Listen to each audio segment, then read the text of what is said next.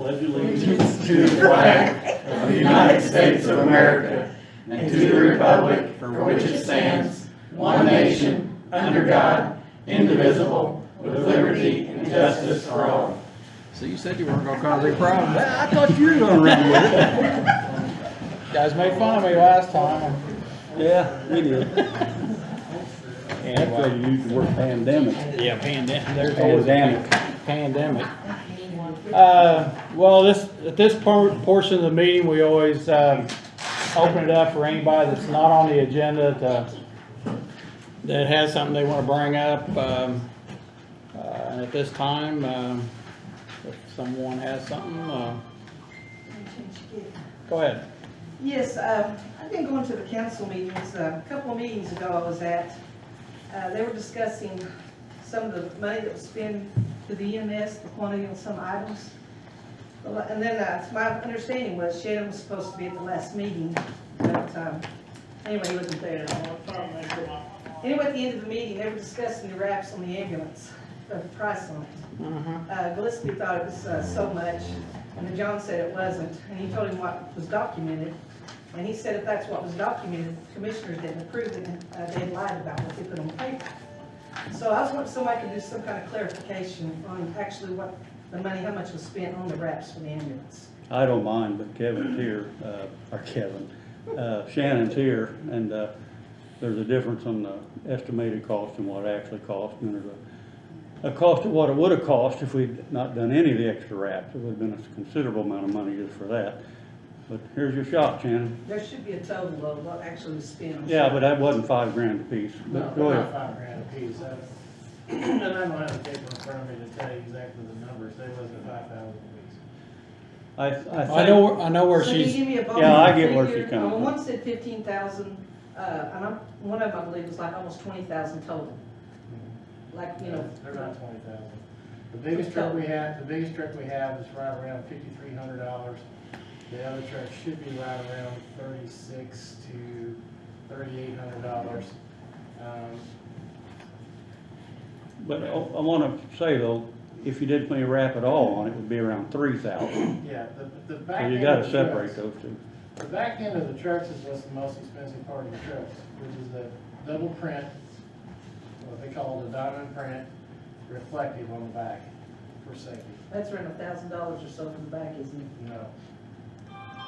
It can go, depending on the print, it can go from $1,600 to $2,500 for the back. So can you give me a ballpark figure, if you paid 15 or 20 grand for all of them, or just a rough estimate? I don't have all my trucks in yet, so I'm not gonna give you a ballpark price until I get everything quoted. So what they've got. I think it's fair to say $3,000 to $4,000 on each one of them. So what they've got. And maybe a little more on So some what of them. they've got for is not a true amount. That's It's gonna be correct. more That's not than that. that's not a true amount. That's right. So it's gonna be more than what they show? Nope. So where they get their figures at? 15,000 plus, I think there was another one for 3,000 or 4,000 the council. That was an estimation, that's not what they're actually gonna be. That's just an estimation on that. Correct. Okay, because like I said, one was 15, the other was over 4, so when do you think you'll have the total? I mean, when you'll have the trucks Well, done? the last truck will be here supposedly in August. So once we get that last truck in, then we'll have a total package. Okay, then you'll have the total then for all the ambulances. Okay. But Well, I guess to be clear, if we had, I'm sorry, Mike. No, go ahead. If we had 4 ambulances, and if you didn't do any of this, it would be about $3,000 a piece, so it'd be $12,000 if we didn't do any of those wraps. I just thought that was odd, one figure for 15 and the other one for almost 4,000. So Well, that was a number I threw out. There was a difference in That's a prices big on the difference. size of the vehicle. And I had a long talk with Brandon about that. He did the last one, Brandon Watson. There's a big difference on the price. Shannon's right. The very back end is, I think, I'm not going to quote me on this, but I think it's $1,500 just for that. Then if you buy all the rest of it, then you start putting a half wrap and a full wrap, and then you got so much labor goes into taking all that stuff apart where you can put stuff on it. The price starts going up significantly. So if you want to do the cheapest way, it would just be do the normal stuff on the back and the sides, and that would be it. So they paid anything out on anything yet for any of the wraps? Or is it all just gonna wait till August to get done? No, they're paid off as they come out. You don't know what they paid on that? I don't have the exact number in front of me, I don't, we have a number on any of them. Tammy's gonna look, do you mind, Tammy? She's gonna look. It makes it hard The to one take notes and do this at the same That's time. fine, I mean. I guess the one question I have, and I'm gonna piggyback off what she's saying, is the form that Eric Gillespie, Councilman Eric Gillespie was going off of was the form that you gave us. I mean, was that a guesstimate form that you gave us, or was that a fact form? For the wraps, that was just an estimate form, that's not the So exact price. anywhere in that document that you gave me, the council, and I guess everybody here, where on that form did it said this is an estimate? Because I thought it was factual. I mean, That particular thing was just an estimate at that point. Because I didn't have all the trucks set up, I didn't have all the trucks done, I didn't have all the trucks backed out, so that's why that's an estimate. I That have sort a of printout. concerns me then, if it's all She's sort of looking. like an estimate. I mean, the commissioners, I know they proved the money got spent. She's, To me, you guys should know what you're gonna pay for the wraps. she's got the Well, prices here. Marcella, just to kind of clear that up, a lot of times we have to have a quote or an estimate. A lot of times that's not the end number because there'll be changes, there'll be modifications along the way. And you do that for budget purposes, you do that actually, for. let me interrupt you. This form that Shannon gave us was a form of, everybody was questioning how much money was being spent out of the CARES Act. That was an itemized statement that Shannon produced to give to not us. the It auditor's had office, nothing to do with the okay. budget, had nothing to do with anybody That's what I'm else. going off. Okay. It was a form that he gave to, I know he gave me one in the council meeting that I was at. So, but I guess my question is, because the council is going off of that form as well, and that was part of the argument, was that, 3 at 15 is not 3,500, it's 15,000. I have a list here of zinc signs, is that one of your vendors? I have the graphics on the school truck was $3,861. That's the one truck. That's the one I think was listed separate on the top of the page, beyond the 15,000, what the listing showed. Let me see, There's if two I on can that. find something. You guys don't have that sheet on you, Nick, nobody? I don't have I didn't have his last meeting when he was talking about it. Okay. The veterans truck was $5,995, and my guess is that's the most detailed one, correct? Yes. Or Yes. unless the historical one would be much different. No, But that's, the veterans What truck about was the 15,000? $5,995 to zinc. And there was a little bit more spent at zinc, but that was on a small truck, is one of the, and it was $500 and yeah, something. the pickup trucks are only 500 apiece, Yeah. because we got the reflective striping on the bottom. and the There was three reflective- more for 15,000 on that sheet, so I don't know. Yeah. I guess nobody's got a copy of that. I don't have it with me because My big one, I suppose, and I don't mind discussing those things, whether we like the wraps or not, that's something I was for them. But, my biggest concern was I didn't want our work going over to Washington County. that's a So fact. I had serious conversations, and we talked about that, and we got them back over where I think they belong now. Because we have merchants over here that pay taxes, and if we can do it here, we need to do it here. And the last one was done here. Last one was. So now, is that the only thing that was estimated on that list then? This was the wraps? Yeah. Everything else was true? Yeah. Okay, I was No, just- wait a minute, you sure? I mean, Thank there's a whole bunch of stuff on there. The true cost is what she writes a check for. The true cost is what she writes the checks. Yeah. Yeah, so I mean, what I'm saying, she's asking if everything else on that list is accurate. It's an accurate what you asked for. Correct, That don't mean it's what she paid. correct. Okay, So A lot of stuff, it's a all lot of stuff we estimated. save money on. yeah.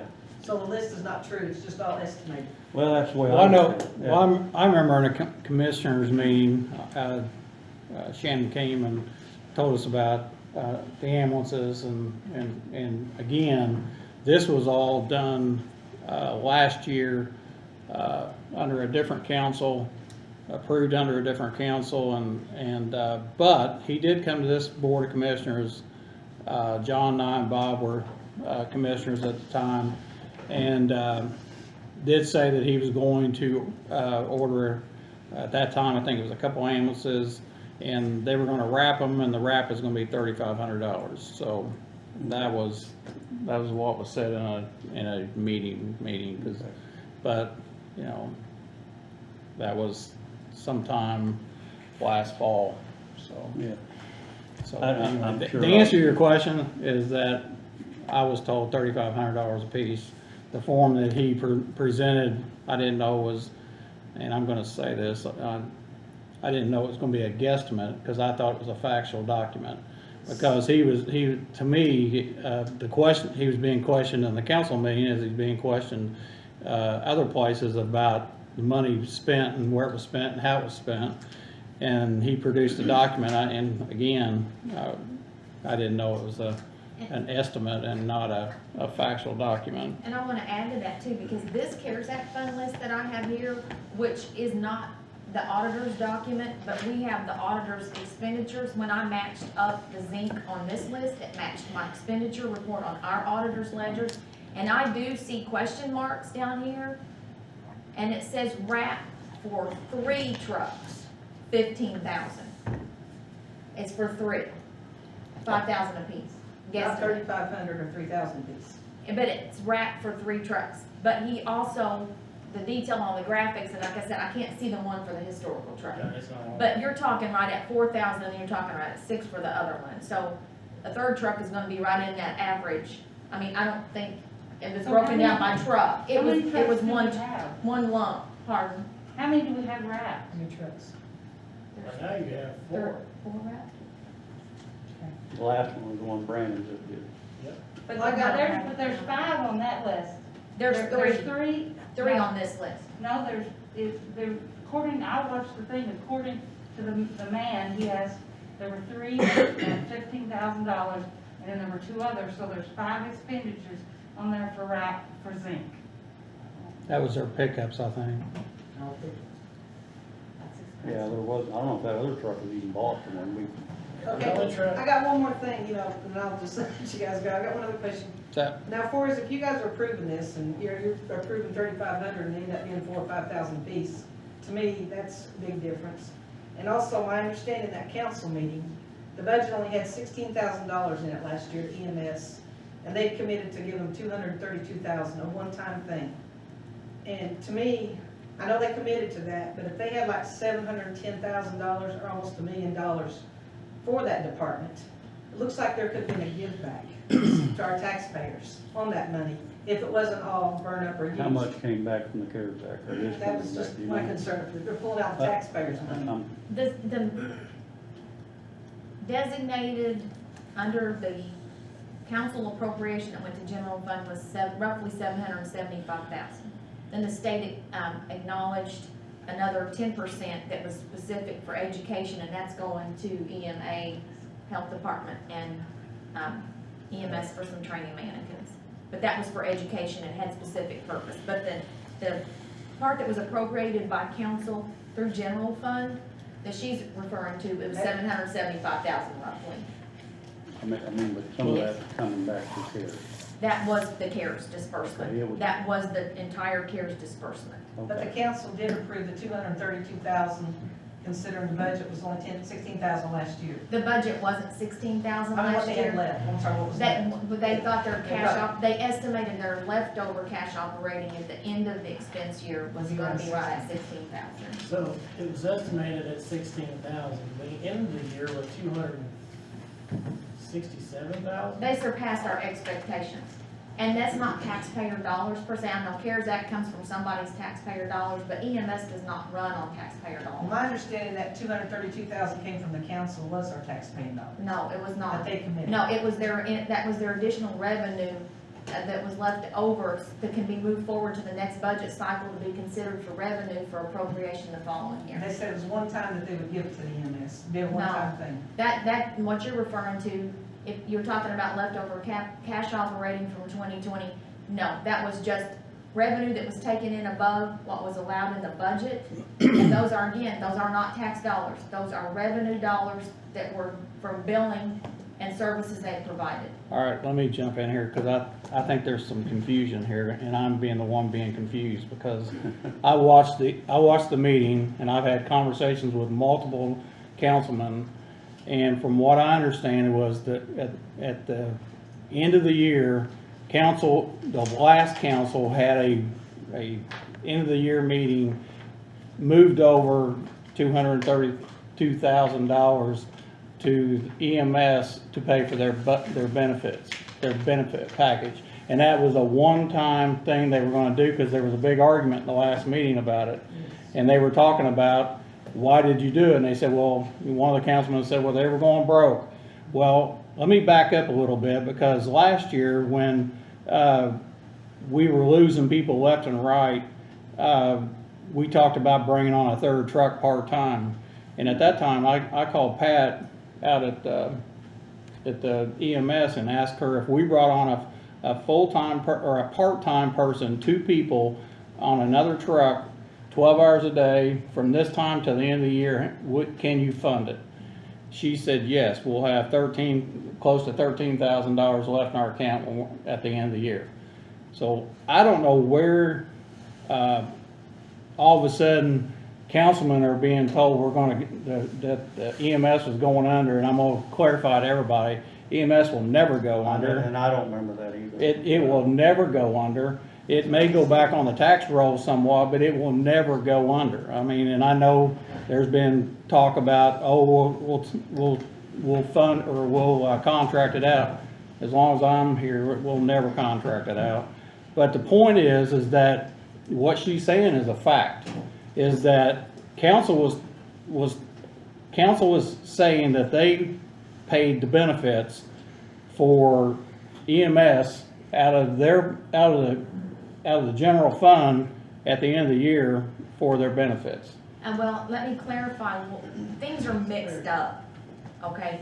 Some of this is factual and some of it's mixed up. All right, first of all, let me clarify something. EMS is a standalone identity. Right. So it has nothing to do with the rest of the money that the council has. EMS always had their own pocket of money. So they paid all their bills out of their own pocket of money, always has. So, but this particular thing, council reached in their pocket, because they said it in the last meeting.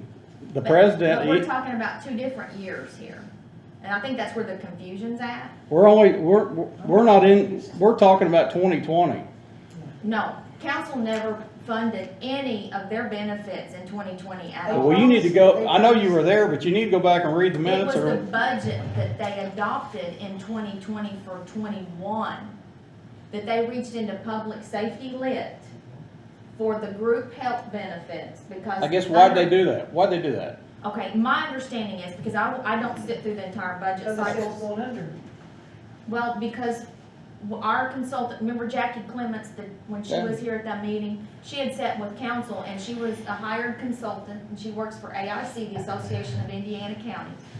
And she had recommended to council, because of, at the time of budget, which was in September and October, that it didn't look like the revenue, and Shannon, you can step in and correct me if I get off track here, because again, I didn't sit with Jackie through everything. But the revenue looked like it was gonna be very, very thin to meeting the obligations for the budget, since it's not a tax-rated fund, and they were dependent on revenues, and depends on, because COVID was in process at that time, and at first people were nervous about being transported by medical care providers because of the risk of being contaminated or whatever. So we had a slight dip in runs for a while, and then we picked up, and that, I think, what helped shore up the end of the year ending balance of what was appropriated versus what we'd actually taken in on estimated revenue. So in the 2020 budget process, knowing how thin EMS had, at the time, was perceived to be by the end of the year, council decided to move expenditures of the group health. The commissioners basically support all the other departments that aren't on a separate tax rate. And EMS, again, is not on a tax rate. There's a lot of benefits paid by the general fund for a lot of other departments in the county. So council opted at that time for the 2021 budget cycle only, that's my understanding, to move the expenditures for the time being for EMS for certain benefit packages, not their operating expenses other than the benefit package, over to the public safety lit fund and pay for it out of there until they could see how healthy they were in 21. And then obviously never do that again, or either move expenses if they're healthy, then expenses before the end of the year could be moved from public safety lit back over to the EMS budget and take care of it. It was just an insurance Guess my thing. question here, and And that's my understanding. I've watched the meeting, I've been kind of frustrated with the whole thing. First of all, can council do that without the approval of the commissioners? Yes. They can take on benefits from one of the organizations. You just said the commissioners pay for other people's benefits. So how did the council take it upon themselves to move funds, Well, hang on a minute, to pay for for another department's benefits that are solely are paid out of their own place? the commissioners and my department, everybody's in general, okay? You don't have your own tax rate, so therefore council appropriates general funds.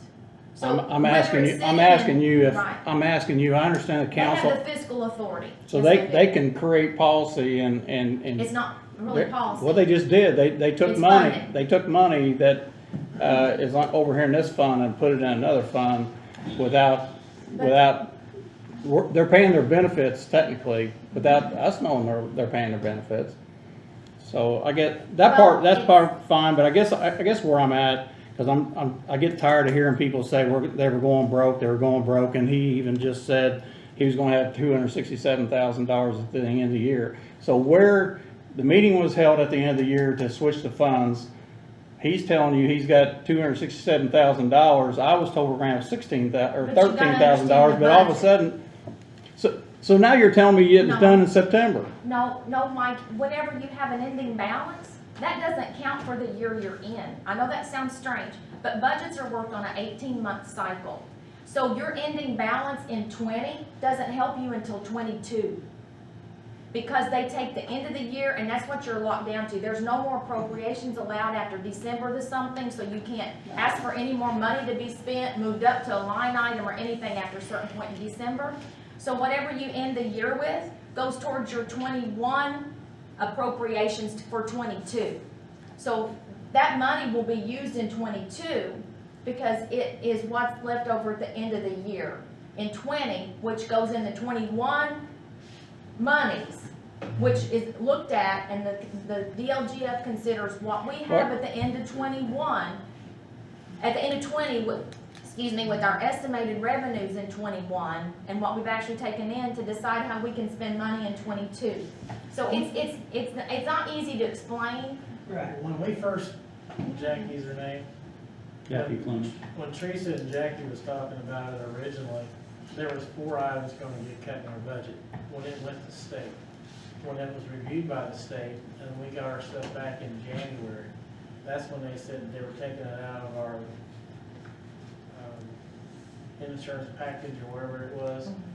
We didn't have any control where that money came out of. That was on the state board, and that's what I was explaining to you. My understanding too, from the president of the council meeting, that they were done committed to this last year, to pay this money. Because it was a budget and the state. And they were not happy, the impression I got, but they were done committed, so they had to go ahead and do it. But what am I saying is, I don't know why some of the money we've already got with the COVID money, they couldn't have compensated that, maybe put some of it back if we wasn't using it, maybe using the funds, using it over killing stuff and we're buying.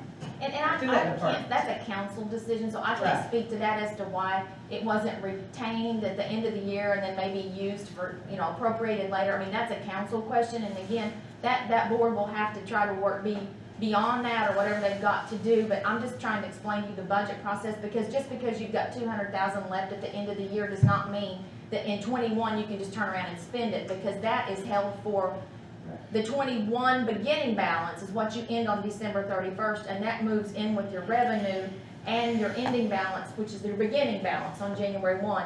Then when you look at your budget estimates for 22, because you've already appropriated 21's expenditures, then you look at that for 22, because then that becomes part of, it's absorbed into your revenue and your ending balance for that year. So it really goes into 22. So that money then, was that our taxpayer dollars, this fund, or wherever they I got it think it's from? all the public's money.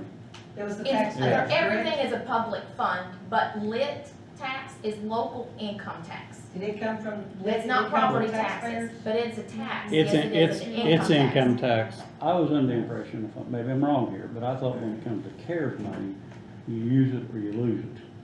I No, mean, No.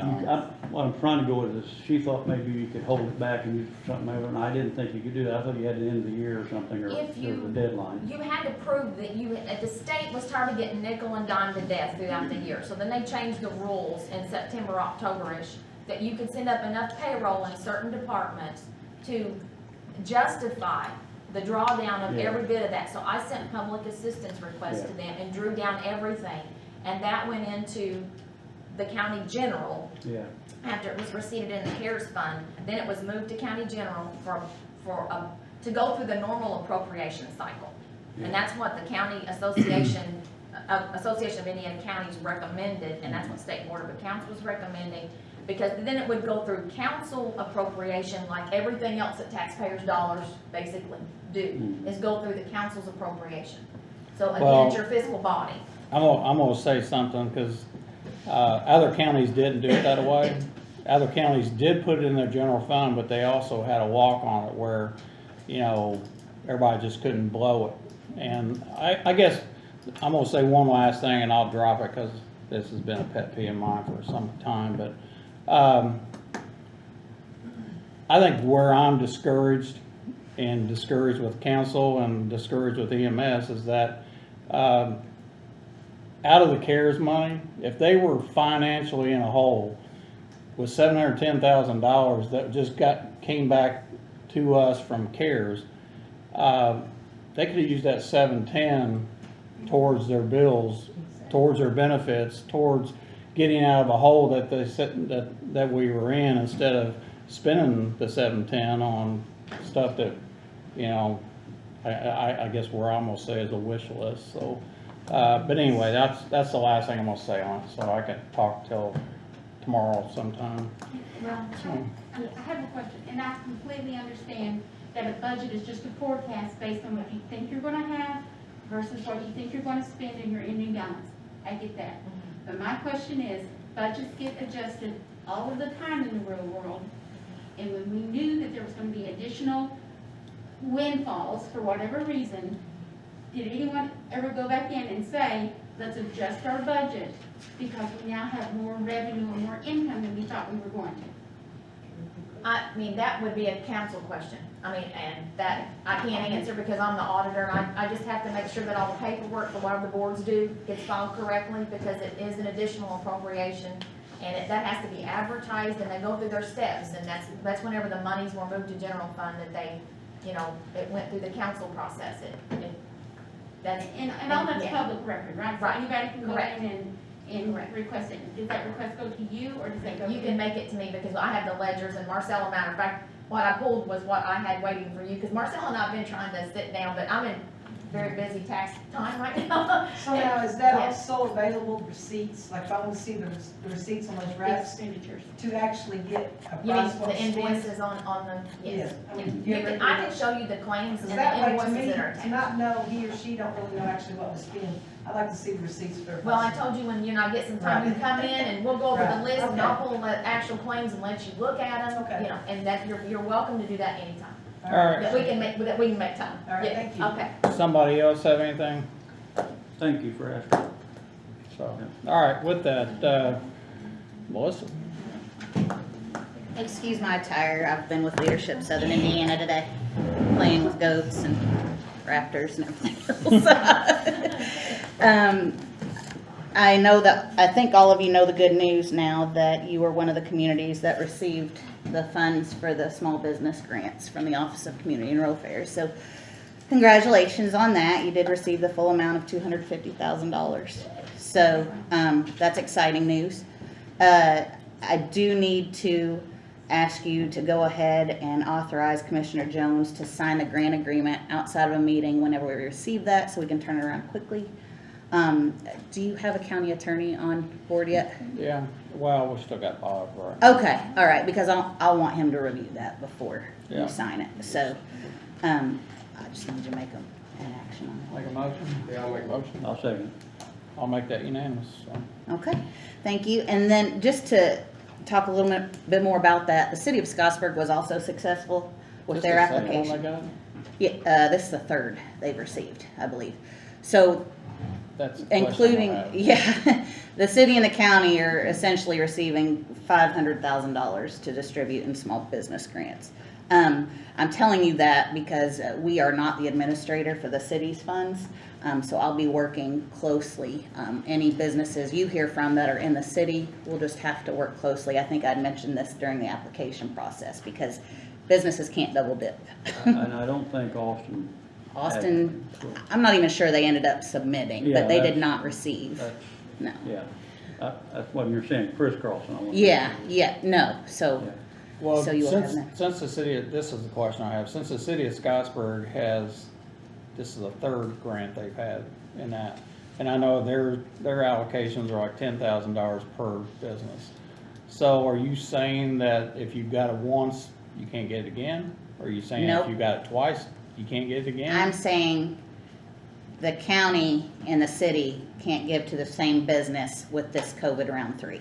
So in turn, businesses in round 1 and 2 could have got it from the city, but in round 3, they can get it again, but they just can't get it from the city and the county. No, they have to either get it from the city or the county. One or the other. Yeah, Okay. so we'll have to work, like I said, we'll just have to keep close tabs. If a business within the, Well, most businesses are in one of the city limits. I mean, there are some that are out in the county. right, but, rare. right, so Do we'll. you know who their board is to decide in the city? I believe it's their redevelopment board. I'm not, I Well, if believe I'm it asking, is. we might even hook up. Yeah, well, the only thing about that is, I mean, you could definitely speak to one another, but I iterated in the application who your Okay. scoring team was gonna be. All right. Who Um, is that? It's the redevelopment board. So, and we'll go through all those motions as this progresses, but right now, if a business approaches you, I would just say, keep a list. And I would also make an active list if I were you of businesses you think might be interested. Because quite frankly, if the city's also got money to give out, it might be a little more difficult to get rid of the money, Yeah. with that much money coming in, so. We've got skin in the game too. We put Sure. 28 something thousand. Yeah, so, But Because I we think also- the commissioners decided the redevelopment commission would score and then bring their list of recommendations to the commissioners That's for it. final Yeah. approval, Mhm. right? yep, Yeah. Also, I saw where the Scottsburgs was designated as 10,000 per business. Is ours designated 10,000 per Mhm. business? Okay. yep. Hang on, is that designated by us or is that just designated? I by believe the- that comes down from Okra, that's just Okay. standard, that's I didn't most know of the if it's- communities Well, was in 10,000. the email, Scottsburg actually said 10,000 per Mhm. business, but ours didn't. Well, and Well, that's on the ours Okra side of things because our application did iterate that, so. Okay. Yeah. And when do you think this is going to start happening? It typically, but I don't know, this could be atypical with the type of funding it is, but it takes a state a couple of months to get a fully executed grant agreement in place.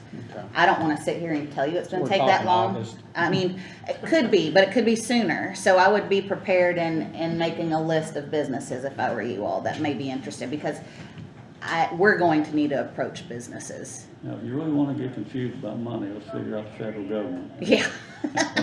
Also had Yeah. Mm-hmm. a question,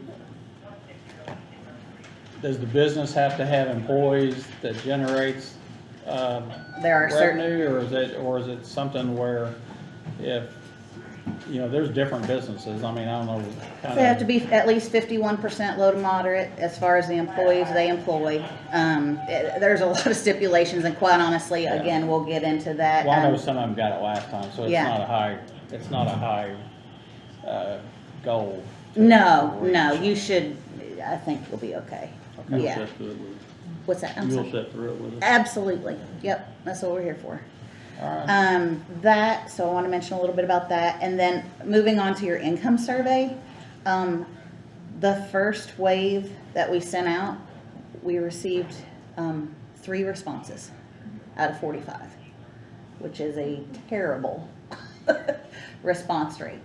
I have since followed up on those first 45 and sent a second wave of the next 45 addresses that were randomly selected.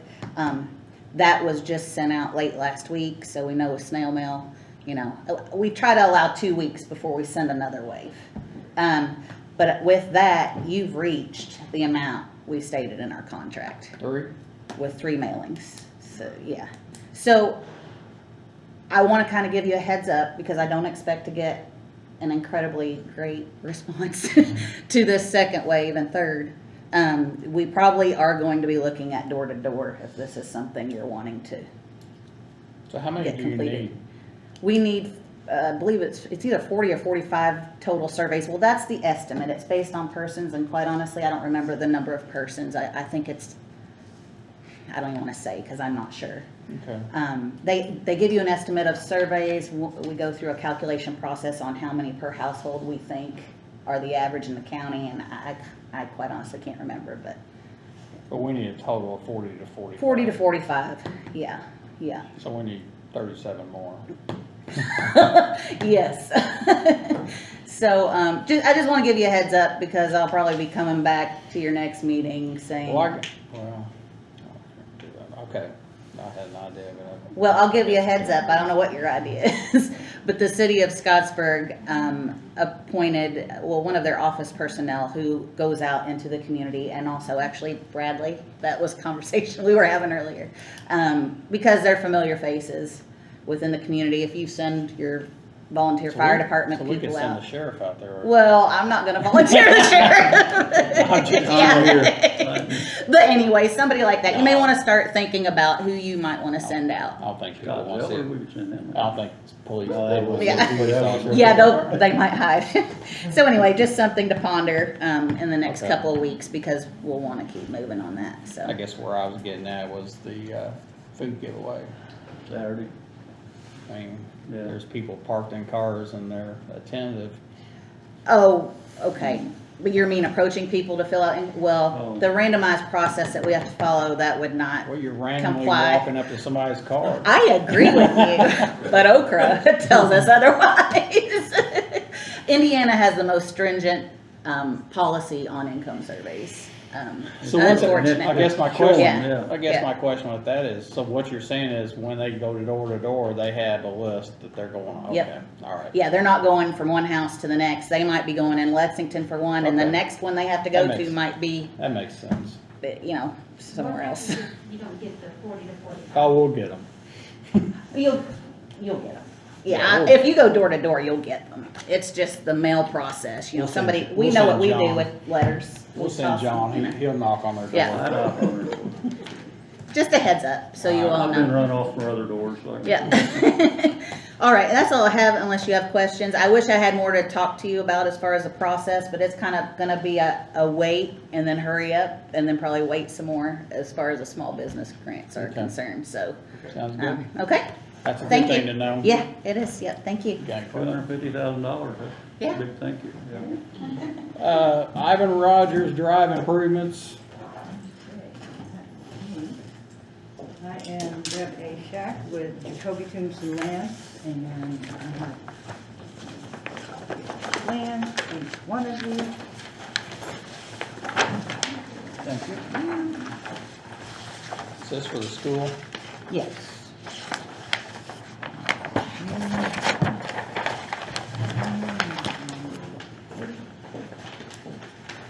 Did you need a copy of it? I'm good, thank you.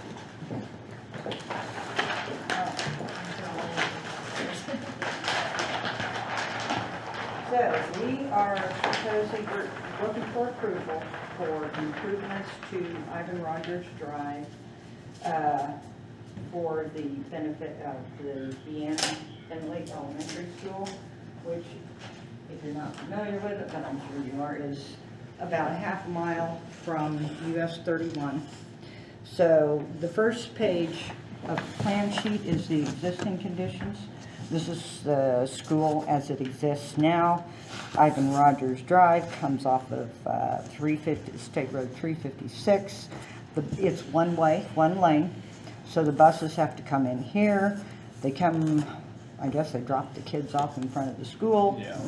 And on the street, on Ivan Rogers Drive, parents drop their kids off at school in the same place. Right now, they stop on Ivan Rogers Drive. I've not been through there in the morning, but I would imagine it gets pretty backed up. So the school has employed Dan Christiani Excavating, and we are subcontracting with them to do the site layout. So the second page is the proposed improvements. So the improvements would include a parking for staff and a bus turnaround here. So, and widening of Ivan Rogers Drive from approximately 19 feet to 24 feet, two-way, 24 feet. And the buses could come up here, come around the drive, drop the kids off, and then take the same route to get back out on 356. So it's a safer route for the buses. They're not parking on the street to drop the kids off. They're dropping them off right beside the school. The improvement also, it takes the improvement all the way to the west end of the school property. And it also, we are providing a drop-off area directly in front of the school off Ivan Rogers Drive so that the parents aren't backing up there. We're also doing stacking spaces for cars to come in. They sit in this site off the road until they get their turn to go up here and drop the students off. So we have applied for a permit for improvements in the state road right-of-way with NDOT, and they have asked us questions. We're responding. We hopefully get a response from them soon to approve it. We're not doing any improvements. Well, it's in their right-of-way, but not any improvements to 356. The last page shows what part of Ivan Rogers Drive will be changed, and we have traffic maintenance set up for 356 when those improvements are made. So we're just asking for approval to improve. I actually have a question, because the superintendent reached out to me probably a year and a half ago or so. And at that time, he questioned whether we would just give them that road. Yeah, that's And, the same thought. I mean, so why, to me, they need to come and just say, hey, we're gonna give you, would you give us the road? And then they can do whatever they want with it, as far as what I'm concerned. So, Well, the road does continue I know, on down. yeah, and I guess what I'm saying is to your property line, and then we would handle whatever's off your property line, but And it dead ends right, that yellow right there, Nick, as far as I'm concerned, you get the whole road all the way to the whole horseshoe, that's what I was talking about as well, so. just a thought. But, Is there not a residence further on down Well, here? way that down has there. but access that's- to it? Yeah, but we're not that's a talking block about all the away. way out, there's a road there, as soon as you pass the school, it comes right back out to the highway. Right, right. I'm talking about that, give that to them. but the other road goes down to the fire station, so. Yes, yeah, and So I'm not- yes, there is a house down there, But but the we're- point of it is, I don't have a problem with giving you approval, but the issue is that, I'd rather give the school system the road and be out of it, because I know at one time, they didn't own the south side of that property, and now they do. And he said, I don't want the county to have a road in between our properties, so they wanted to have the whole complex, so, Yeah. To be clear, you're not here asking for money, or you are? No, just You're just approval. asking for the improvements, which is, who's gonna Right. pay for those improvements? The school is paying for the improvements. So even though we'll grant them the right to do it, They they'll will be pay paying for for it. it. Yes. And that's okay, but I'm That's like, fine, too, but Mike and I are on the same track here, we're But not sure they can it's a have it. county road, so we have to Yeah. get their Yes. approval. Ultimate ownership of the road will be between you and the school. yeah. You know, and I'm sure it's a factor of Well, I don't- maintenance and snow removal and so forth. I don't have a problem, I mean, because the conversation I had was if they wanna maintain it and go right ahead. I mean, and it's kinda, it's almost looks like private property anyway. It does. So, or I say private property, it's corporation property, Yeah. but, thoughts, comment? I would, I'm like you, I would prefer the school just take the road, ask for the road and take the road. But as far as Really? tonight, Yeah. I mean, I mean- I'll ask for a motion to approve whatever you're doing, cause I mean, they're paying for it, so, I agree with that. I would like to talk to them about but I think they giving need them, to. giving them the property. They need to You're come right, 'cause take somewhere it. along the line, they'll come back wanting us to fix it. I'd like to give it to them, but for tonight, like Mike says, yeah. I just, a release of reliability is what I'm worried about. Well, They got it, that's it. yeah, it's, But, so I'll entertain a motion to approve what she's wanting to do. And I wanna make sure I'm right here, basically what you want to do is widen the road. Yes. Anything else they're gonna do? And They're putting a the, parking space on the south side of that Yeah. road too. on the But that's site already there, isn't plan, it? Oh, That's what they've been digging out and putting there. yeah, on the site plan, it shows the different types of pavement. They're going to mill the existing road and widen it to 24 feet all along. And then that would be all new pavement. So So it technically, would be a smooth on the south surface. side of across the road from the school will be either a parking or some blacktop, and then there's gonna be a retention pond. I thought they bought that property. They did buy it. Oh, what, okay. Yes, They the own all school that. owns all this property. They Yeah. bought all these Bought from lots Miss Our where only the thing is the existing road pond is. Yeah, and the widening of it. we're just approving them Yeah. widening the road. so. Yeah, okay. Yeah, and we have received approval for the plan from the. But I'm gonna get city with of Mark and have him come back and just say, hey, you know, Here. can we take that road? And cause I already told him, I'd already talked to Bob Houston, and he said, sure, I mean, I'd so say we give get it to him. that before we get permission? It's not costing us anything in my opinion, Yeah, they're doing the work. but I'll get with Mark and tell him. What's the, have they spec'd out the road base in which they're widening it? What do you mean? The road, okay, so they're widening the road, okay, so Yeah. what's the road base that they're gonna put in beside the drive that they're gonna widen over onto? The road base? Yeah, you can't just put asphalt on. No. We have, on the site plan, which is your page 2, there is a pavement legend down here, and it tells how much of the HMA, the base coat, and the top coat, and then the base aggregate Oh, yeah, there it is. underneath that. Halfway So down. all the new pavement will be It's on the that, other corner. Says And- pavement legend. yeah. Looks like an 2-inch base on the wide asphalt and 3-inch base on the heavy asphalt. Yeah, and then for the heavy-duty pavement, which is, the heavy-duty pavement is 8-inch the road. compact aggregate 53s. So it looks like 10 inches of base and then an inch of surface on the light duty and an inch and a half on the heavy duty. If I'm reading that right. Yeah, and all of the street is heavy-duty, because the buses, everywhere the buses will be driving will be heavy-duty asphalt, heavy-duty pavement. And they will mill an inch and a half off the existing pavement and then use the 2 inches of, or an inch and a half of the HMA on there. Is that what you were asking? Yeah, I just, okay, here's my concern, and it's strange enough, you know, it's summertime, buses sitting on the side, and the pavement starts giving in, and believe it or not, it would be possible for a bus to sink in enough to,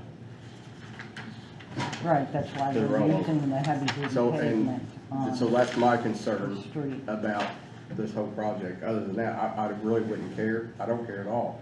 It's just, I'm like I'm like these guys here, you know, I feel better if the school just said, hey, we'd like to have that road, will you give it to us? And we just say yes, and that way, it releases liability to us at all.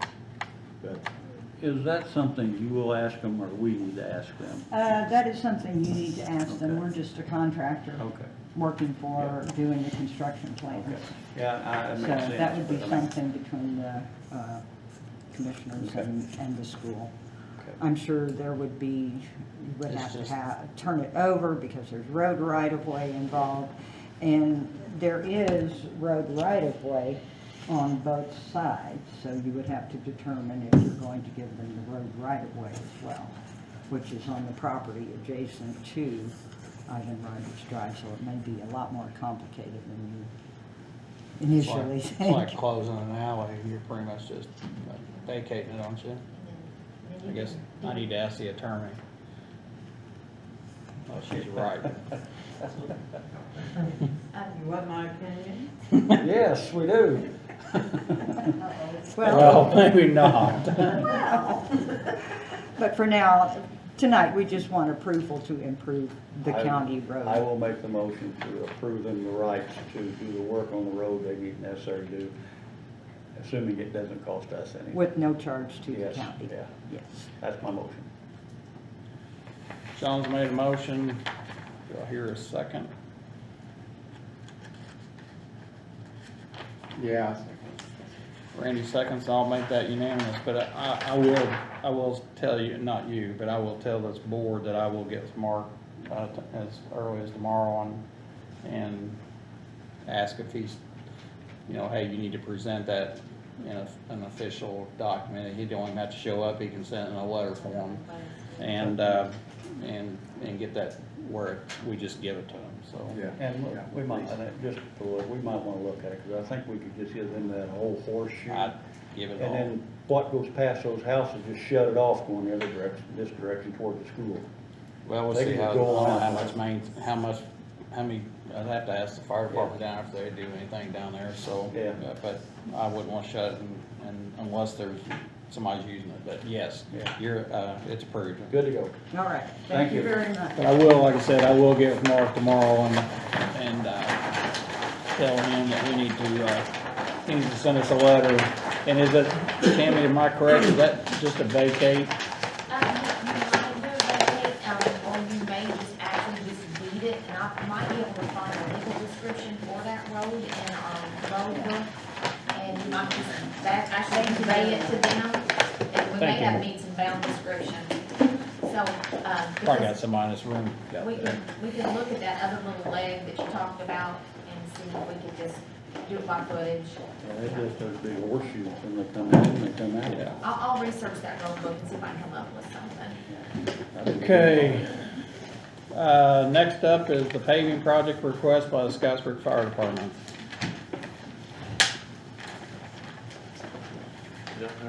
And by the way, to clarify this, I don't have a thing to do with this, so. How are you guys? I'm Brad. I'm representing the mayor's office in the city of Scottsburg Fire Department. Chief Ritchie wish he could be here tonight, but he can't. I think he tried to call you. I don't know if he talked to him or not. And I think he tried to call you. He left your voicemail, I think he said. But on the mayor's office, along with the fire department, the city of Scottsburg would ask if the city paid for the asphalt, if the county would lay it for us at both our stations, which is south 188 South Railroad Street, which is Cherry and Railroad, which is by the bank, and then the one by Walmart, which would be right next to the police station, at 185 South Lake Road North. Our main firehouse is over by Walmart. It's approximately 2,900 square feet. It would take approximately 264 tons of 1.5 inch compact material. Then the firehouse on Cherry and Railroad would be about 90 tons of the same stuff, 1.5 inch compact material. We would need to tack coat, stripe as needed, but we would pay for the paint, and the city would key all entries. Our legal counsel could write up an interior local agreement if your board would prefer that. We would just be able to work together with you guys, and it would help the fire department save a ton of money if you guys could do that for us. That's, Well, I will say Scottsburg has helped us on some issues out in the county. And, as long as we could, like you said, we do have an attorney. I told Jimmy Yeah. we don't, but we do. If they could Is it hook the up, same they're one as both in ours? the same office. Bob Houston. yeah, we got. They're Josh both in the Stigman. same office. I'm for it. Okay, You know, we wanna make sure we do things legally and all that kind of stuff. Yes. They do their mm-hmm, legal and, yeah. It's an interlocal agreement, I think is yeah, what I it's think that's what it's called. called, yes. And, you know, they may check the state board of accounts and all that kind of stuff, but yes, I want to help, I'm sure. I'm all for it if we can do it legally, yeah. So the street department helps us out on a lot of stuff out here, so. Well, actually, I will piggyback off what you said. I know Jason's got some equipment the county doesn't have, and especially that pressure thing that he goes out there and blows those culverts out. I mean, and he does that just about any time somebody reaches out and says, hey, can you do it? He'll come do it, so. And again, I'm not going to vote one way or the other, so. And James told me you don't have a time you're gonna do this, or Yeah. something you're planning. So all I'm asking is have the two attorneys get together and work out the agreement for us to make us all legally, Yeah, it's, so I guess I'll entertain a motion, cause like I said, I'm gonna stay out of it. I'll make a motion to grant the request for the county and City attorneys Scottsburg to work with together to help them take care of their fire department and the paving. So to clarify this, the county is only providing equipment and manpower. That's correct. Yeah, That's we're all gonna you're asking. provide the paint and the mix and all that. Okay. Yeah, John made a motion. I'll second it. yeah, and I'll vote for it or however we're doing, but, and I did mention though that we don't have anybody over the department, our highway department now, so whoever we hire will have to get with them real quick and get them Yes. on board. Yeah. Well, you know, I've got a question on this here. You know, because we do borrow equipment sometimes from the city. So what's the difference? It's labor? It's just, I think probably I'm just guessing. We've just always worked together real good, and this is just something, a very wise move to make us all legal, liable. No, I think what Randy's asking, if I'm not mistaken, is that he's saying, why do we have to go through attorneys if we just do it? But Yeah, it's because- it's like it has to be an yeah, agreement in we case something borrow falls apart. equipment from the county, or the city borrows equipment from us. Yeah, but we're- So the labor's the only thing that really, I think we're It's tax dollar There, questions. there was, we looked at some of this a while back, there were some issues with the state board of account, and there was a process I think you have to do. And you can have, don't me go far off on this thing, but I think we have to do an interlocal agreement. Because there is tax dollars being spent, whether it's gas tax and you can't track where it's spent. The cities get their own motor vehicle highway tax. Yeah, okay. The state All right. dictates that and we get ours, and our labor is paid by that tax dollar. The equipment's already an asset, you've already bought it. So it's just kind of like in kind. But whenever we're actually employing our employees and paying them with the Scott County tax allocation to work on a city project, there's where you need your interlocal agreement. Because you're squaring up the agreement that your tax dollars are gonna be spent helping another entity that can tax. gotcha. And we've always operated just on the good neighbor policy, and I like that, but at the same time, we gotta make sure we've got everything legally. Well, I mean, I The thought there equipment, was the something dollars there. already I mean, been spent. that's why I agreed with you, but I couldn't think why. Yeah. It Well, wasn't ringing on me. We're kind of doing the same thing, but we have an agreement, I believe, already with the parking lot across the road over here. The city owns it. Yeah. We're gonna pave it. We're gonna pay for the materials, and we're gonna have the use of it. So it's kind of a. And I don't think really the highway department could do it without asking us, because we are the overseers of that department. And let's just say say Columbus wanted our stuff, I would think the highway department would come to us and say, Yeah. It's just, we work together so close. That's what I think is correct. Okay, well, John made a motion to, have the attorneys write up it's not MOU, but it's just a interlocal agreement. And, I guess then once we get, someone hired there, we can schedule a time before, I'd say before the end of the year, that we can get that done. so. And, like I said, John voted for it, A second. Randy seconded. I'm not gonna vote, and I'm gonna, people that don't know that I'm a deputy chief of the Scottsburg Fire Department, so I don't wanna be partial here, so, even though I am, so. I think you ought to be partial. You know where those firehouses are? You know what the firehouse I'm talking about? I know where they're I don't at. know if you've seen them or not. I probably built them, so. Thank All you, right, guys. thank You you. did a good job, man. Thanks, Brad. Next up is the highway director position. I guess, we had a packet in front of us with, I believe some more, applications, I think 3 more, is that Yeah, correct? 3 more. So what's your pleasure? I like time to read them, see what's, and interview, open interviews back up on them 3, Just those- talk to them and see what, We, and maybe I'm wrong here, but I thought we pretty much decided we were just gonna accept what we had, even though more could put in. I'm ready to move. I just think we need to get this over with. But I get what you're saying. I looked at the applications and had my own opinions, but, I get where you're at on that. I wanna move on it though. But- Well, I guess where I stand, I mean, on that is, we've asked for applications, they've been turned in, I haven't got to see them until now, or just a few minutes ago, I got to read them. But, without going through the interview process, I think it's almost illegal. We have to.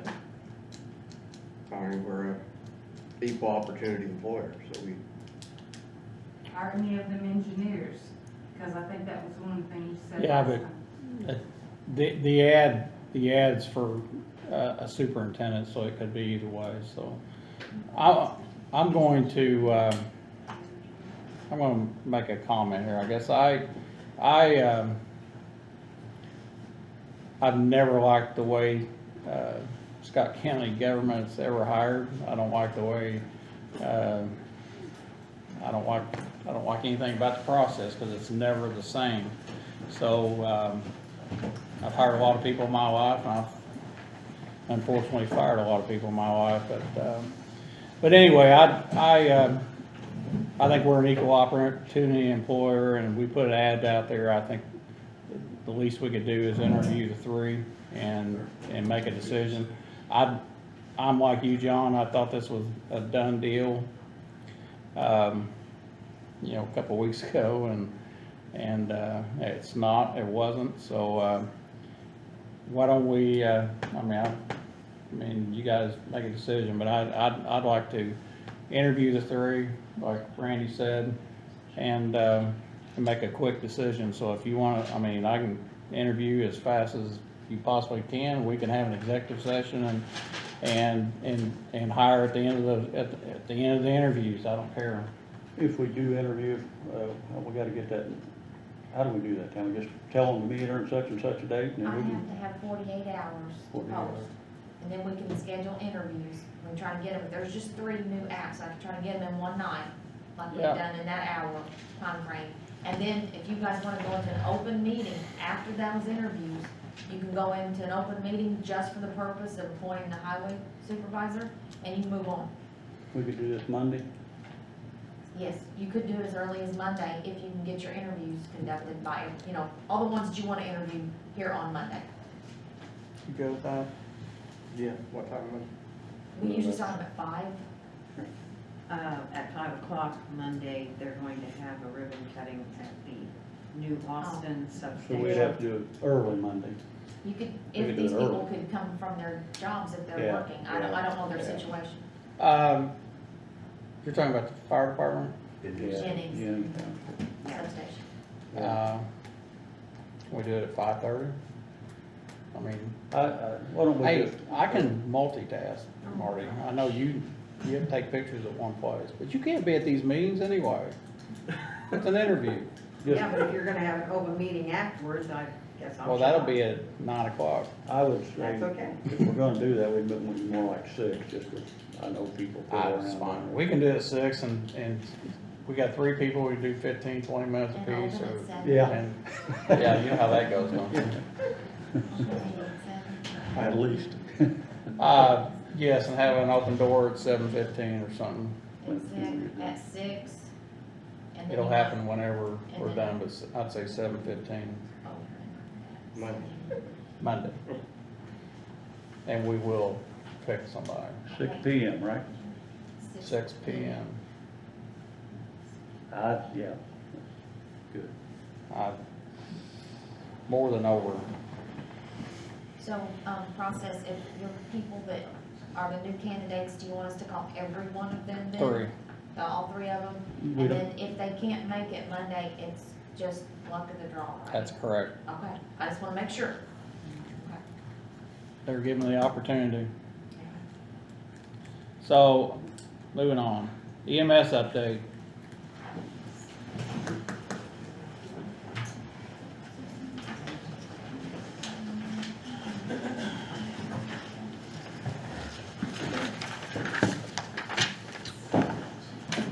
Inventory of all the vehicles in EMS.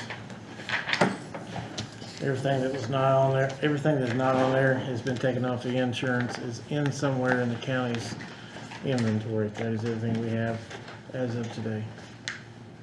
One truck does not have a license plate, it's still being built up in Elkhart, but everything else is on there and accounted for. Who uses the Durango? Danny does.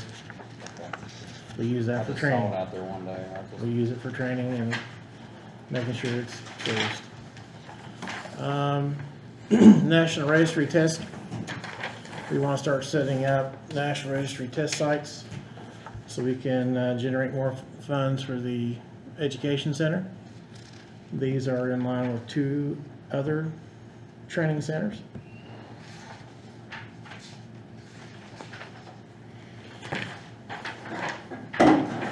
There's a list. National Registry.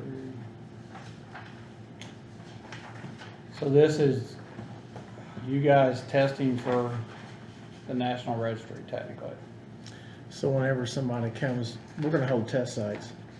So what we've done in the past, is we've used a high school and we've had mass testing from people from other states to bring people in here to generate funds for the education department. So basically, that's gonna be for basic EMT, advanced EMT, and paramedic.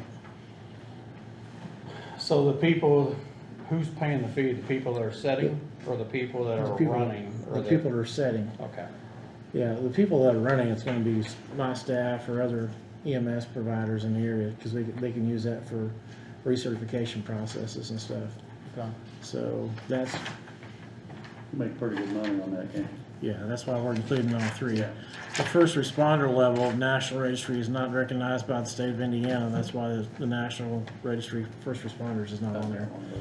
So we can Okay. generate quite a bit. So you need a motion? Yes. I'm for it. How do we pick the numbers? I'll ask. I mean, those numbers just standard, $20. Pretty much, That's, okay. yeah. They're set by each individual training center, but that seems to be the most common goal of different places. And the retest, that's people to retest. You're allowed to retest up to 3 stations at one day. If you have 40 people show up, you can opt not to do that because of the process. Most places do offer the retest. We're just putting it on there to, we only have 20 people show up, then we'll offer retest that day. It sounds like a win. They can only retest 3 per the National Registry and per the state of Indiana. So how many of these sites are out there? Well, there's, I mean, multiple, I don't even know. yeah, I mean, there's multiple places, but the thing is, in Indiana, there's very, very few. So most places, and usually in the United States, you have to travel. So you're saying that if an EMT comes in and he reserves a seat, he's gonna sit down, he's gonna pay $20 to sit there. If he takes a test, he's gonna pay $240. If he flunks one of the stations, That's an additional 40 on top. to retake the station, he's gonna pay $40. So the $20 fee is just a reservation saying, if I don't make it, I lose that $20. And So you gotta realize there's They gonna do be at make least it- 30 to 40, it could be So up that's to to 40 people. reserve a spot technically. Right. So, I guess my question here is, because I know because the fire department has testing like this as well. So, you said it's up to three, $40 per station, up to three. What happens if guy on the fourth time, he still hasn't passed it? At the fourth time, the national and state states that you have to do remediation. Okay, You cannot test a third time that same day. okay. You have got to only be able to do it once. And if you miss more than 3 stations, you're not allowed to retest until after said time that you can do that and reevaluate what you're doing. So we're not trying to take advantage of the people. You can't do 4 stations. You can only do 3. So and I know John asked this question, so the $240 for the test per person That's for 7 skills. That's the norm, or, okay? I don't see anything. I need a motion or something. I'll make a motion. And Randy makes a motion, I'll second that. John seconds it, I'll make that unanimous, so you need me to sign this. Good job on that, Shannon. The next one, This is your birthday.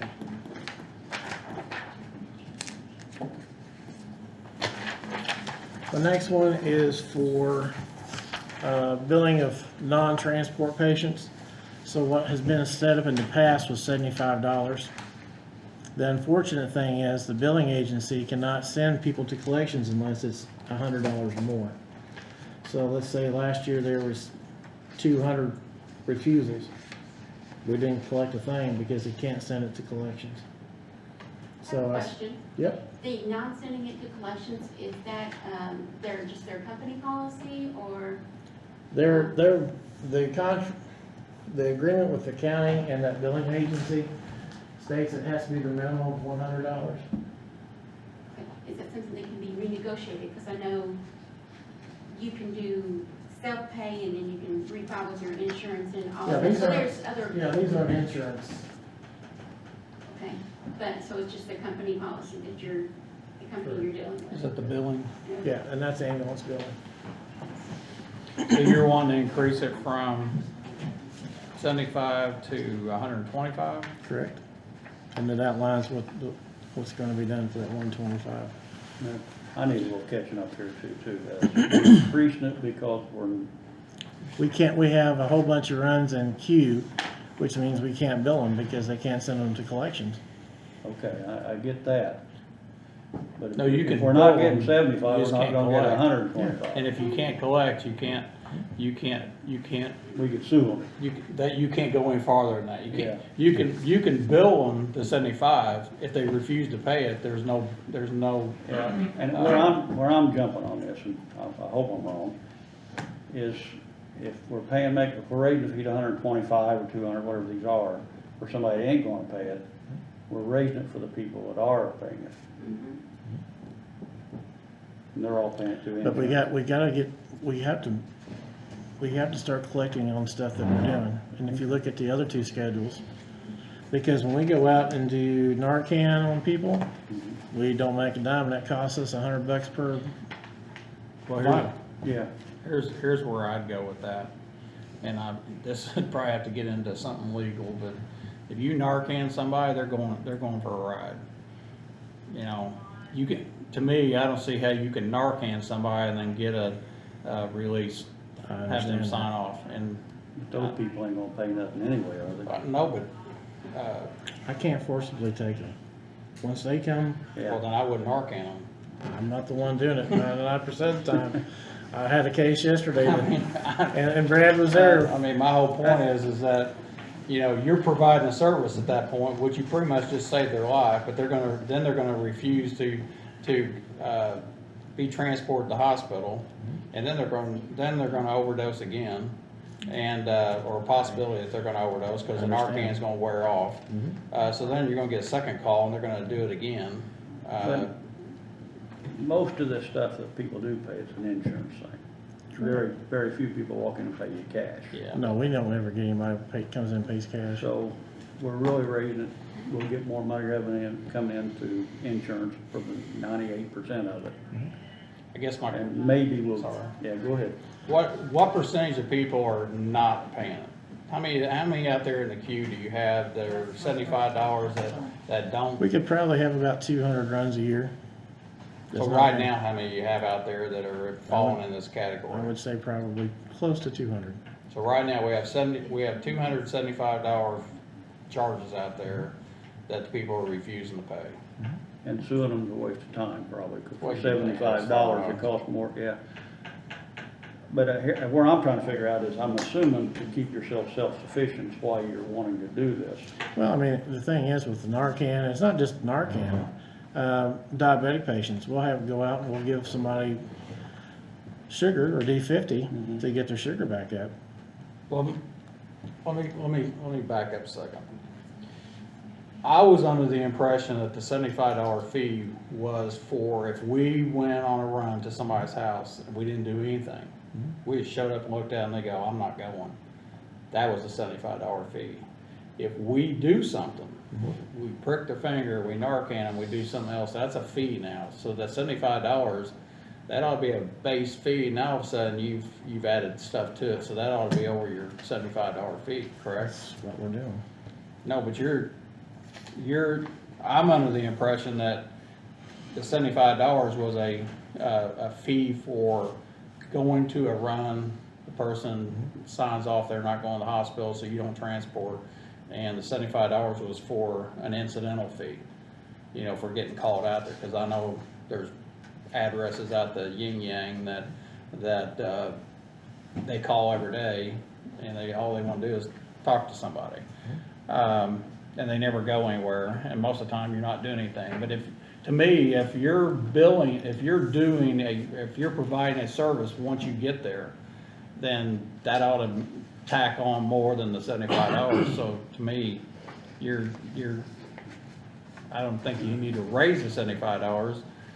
You just need to, if you're doing something besides talking to somebody, then you need to charge them for whatever the service you're providing. I'm not sure what you're saying there, but I think you're saying. I'm saying that if they pull up to the thing, they walk up to the door and they talk to they walk in, and I heard one the other day, the guy wouldn't even unlock the door because Yeah, it was me. he didn't want you there. Yeah. So in turn, you drove an ambulance to a scene and you didn't even make patient contact. At that point, $75 because you made a run. If he pays it, he does. If he doesn't, I big didn't deal. have, I didn't get his name. But the other part of that is that if you go to a run and you walk in the house and you Narcan somebody, that ought to be another fee. You just Narcan them, the Narcan's $80. So, you know, charge them the $80 on top of the $75 for the run. I mean, so that's $150. So now you can collect. You can send them to collections. If you go in and you do vitals, you do a diabetes or a blood sugar test. I mean, anything you do, you can be charging for that, which you do anyway if you get them in the back of the ambulance. So I guess, Yeah. who does? I can't see Ken someone. Williams. Hey, I got a question. What if the EMS refused? You still charge them? Well, my neighbor was refused by EMS, not taking them to Jackson County. They just flat said no, and they wouldn't even call me a EMS from. Well, it depends, and there is a policy out there about transporting somebody outside of the county. If there's one ambulance in the county and all the other two ambulances are out of the county, that ambulance isn't going to Jackson County, it's not going to Clark But County. would you still charge the $75 or the $125 refusing treatment for, you know?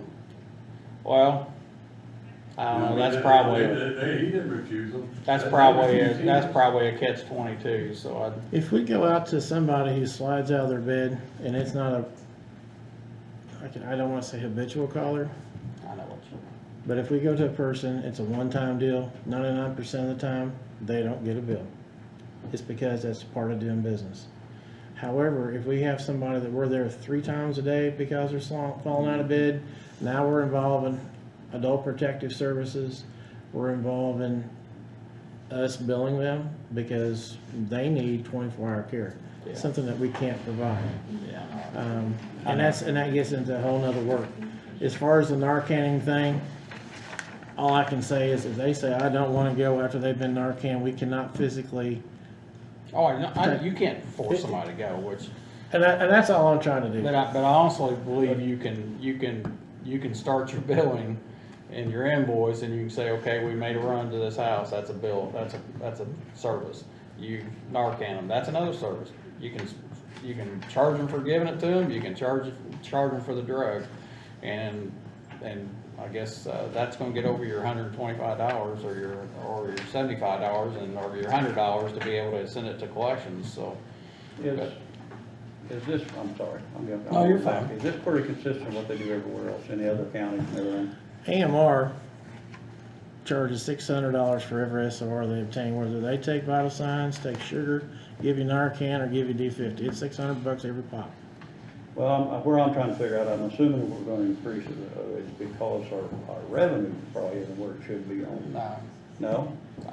I think it's, from what I'm understanding, he's raising it to $125 to get over the $100 threshold to send it to collections. Correct? Yeah, we need, Are we gonna send it to collections? yeah, if it's Okay. over $100, it's going to collections. Okay, all right. I understand what you're saying. We had a conversation a couple meetings ago when he brought in the charges. We talked about if they ended up doing, like, the example was like a mutual aid, and they got there first and they did an evaluation, that they could charge for that even if they didn't transport. So I'm thinking that's what you're describing. Something like that, yeah, because, I mean, if you go to a house, and I've been there, there's times when they go, they need to go, but they're not, if they're of sound mind, you can't force them to go. You cannot But, physically, it's but kidding. I also have been on scenes where, person's deader than Elvis, and they're Narcan, and next thing you know, But those, and then they refuse, and I'm sitting there with the parents going, they need to go, and the deputy sheriff actually stepped up and said, you're either going with him or you're going with me.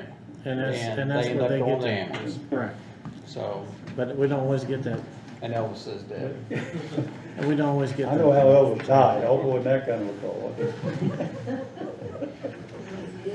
My professor at mortuary school actually Was there? he embalmed him, so yeah. I think I'm trying to advance this thing forward. Sure. You're asking us to increase this because, one is now we can go to collection with these people. Correct. And the other one's money is just needed.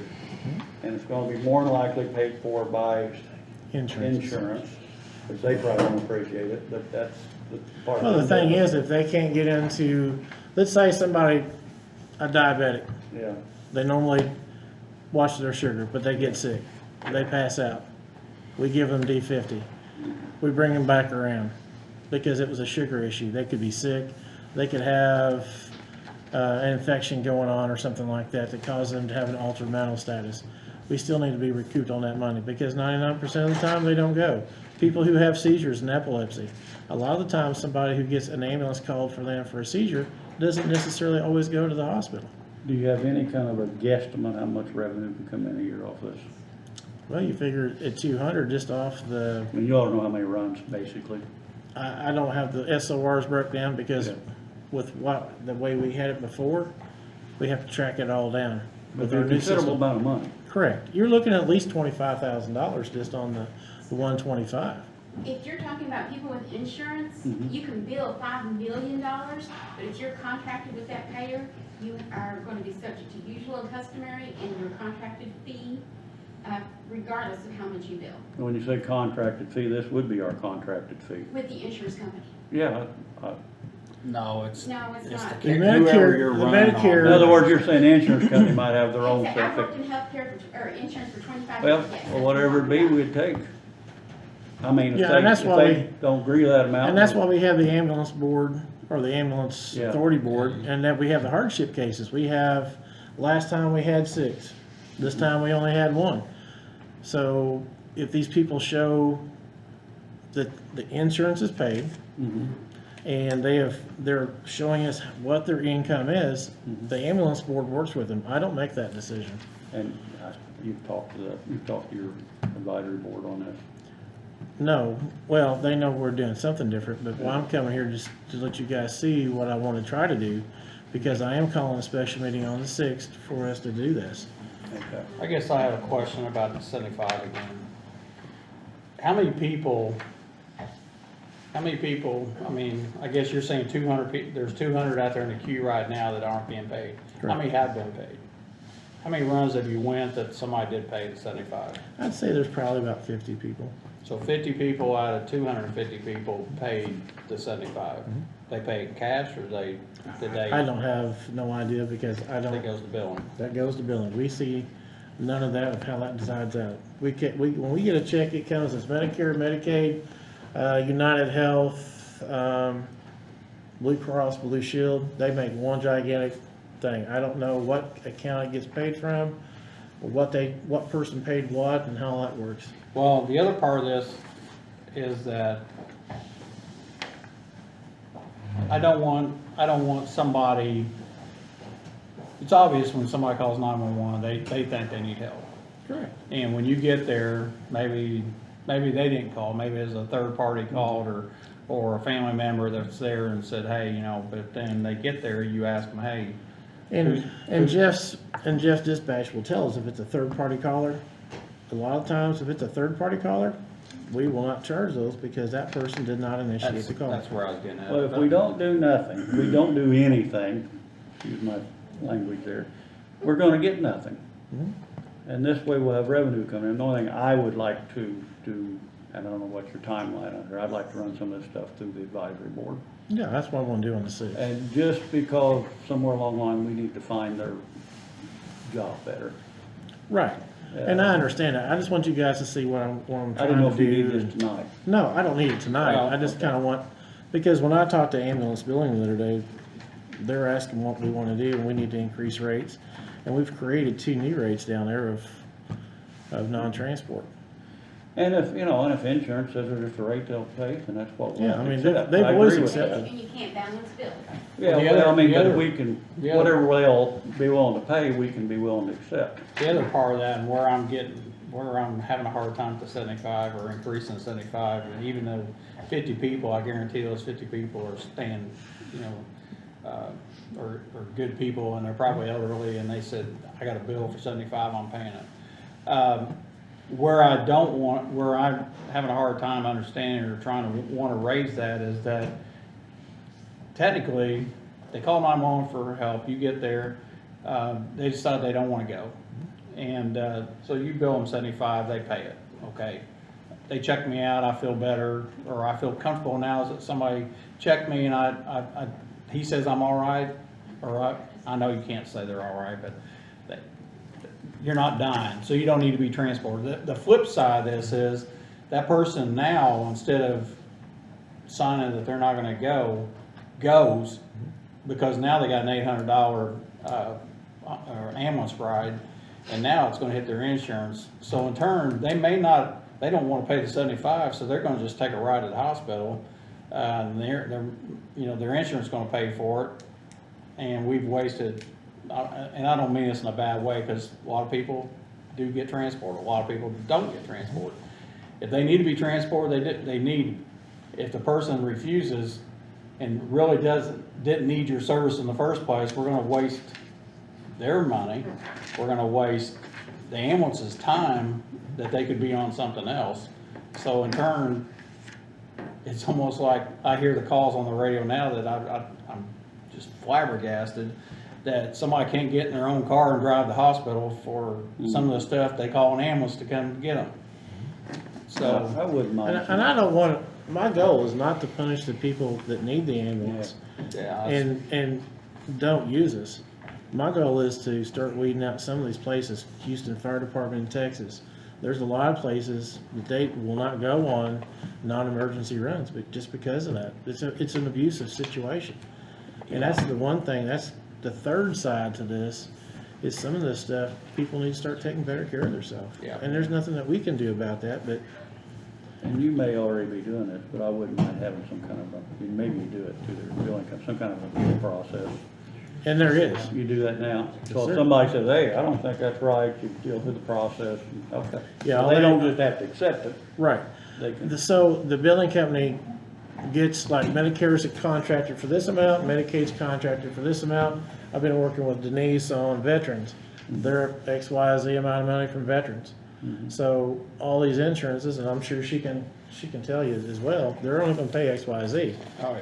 Some people will punch in and pay more because they've not met their deductible. If they meet their deductible, then the insurance is gonna pay 100%. And we don't know what, there's so many different insurance companies, we Yeah, don't know. right. what And them it's a racket to try to track all that. But we can put our number on it, and if they say we're only gonna pay 150 instead of 200, What is it, 30%? we did what we could do. Yeah, and there's 5 ways to look at, when we get our revenue, there's different ways to look at it. So you have, well, Scott County is, and this was what it was last fall, we were at 75% collection. 75% on Medicare and Medicaid, But you only get a percentage. but you only get $150 of that 75%. Yeah. Okay, and then you go into the other insurances like United Health and Allstate or whoever has it. Well, they pay double the amount of what Medicaid, Medicare pays. But I'll go back where we was a while ago, if we don't charge something, we're gonna get nothing. You have to start, It's gonna be zero if we don't do something. we're gonna have to start looking at different ways to take care of different issues. You know, how do you do that? I'm not trying to take money from the taxpayers, by no means am I trying to do that. But what I'm trying to do is to get a happy medium here somewhere, and how we can recoup some of our money. Okay. I mean, that's Well- my total go. I like that. I'd like, personally, I would like to see a dollar figure, to see That's how right. much we're talking about Okay. we're losing. You get some kind of guesstimation on it. Sure. Because I want out, honestly, I just want to weigh the possibilities. You know? Sure. You've got young families sometimes that don't have insurance, those that have insurance. And that's why the appeal process is in place for those kind of people. And Because I'm- what they do is, and Mike was there, they ask for W-2s, they ask for 1099s, they ask for income tax, you know, how much is your expenses per month? They break all this down, they show all this stuff to the billing agency. The billing agency then sends it to us, and then we have it at the ambulance authority board meeting, and I let them, I have no, this person makes $2,000 a month, his outgo is $1,900, he goes $3,000 on an ambulance bill. So now how are we gonna collect it? Well, just like one that we're working with right now, we're gonna get 20% of that bill, and we're gonna get $10 a month for 6 months. There's something coming in though. And then it's gonna be marked off, because there's a lot of runs that are still in queue from 2010, and I don't know, once they're a certain age, you can no longer bill for those calls. So I guess, since you just said that, how many of those $75, 200 cases are they in the past year? I So don't you're know. saying they're in the queue from the beginning of time? 2005, Okay, so that, okay. and that's not, that's nothing to do to me. I know, mean, that's I just- understand that, I'm just trying to, when you said 200, I thought from the calendar year to now, you're at 200 in the queue. You're talking about 200 overall. Correct, for Okay. that year. Yeah, well, For try to that one get, specific try to year. get what Randy's talking about, try to break Yeah, it we'll down a break it little bit. Find out how many we're missing out on, how many we are collecting on, and, what money we're talking about, cause if it's $25,000, it's a big number, if it's $1,200, that's not a big number. No, I understand that, but it's gonna be a fairly large number. What else I got? See you around. I would just like to see, I would like to see. I think it's a good thing. Right. I mean, I think you're thinking of ways of making revenue rather than just see it go out. Well, I'm just And trying I to do capture, too. I I'm do just too. trying to capture as much as we can capture, because if we don't try to capture, if we don't make the attempt, then what are we gonna do? I just think it's one of the things we need to weigh the greater good, you know? Yeah, I'll go back to what we said last meeting. Sometimes we make decisions and we ought to wait another week or two. Yeah, and I have no problem, my initiative was not to get that signed tonight, but I want to, when I make this app, I wanna be able to do that. Well, I think you're on something and I appreciate it. I'd like to see it run to the board Sure.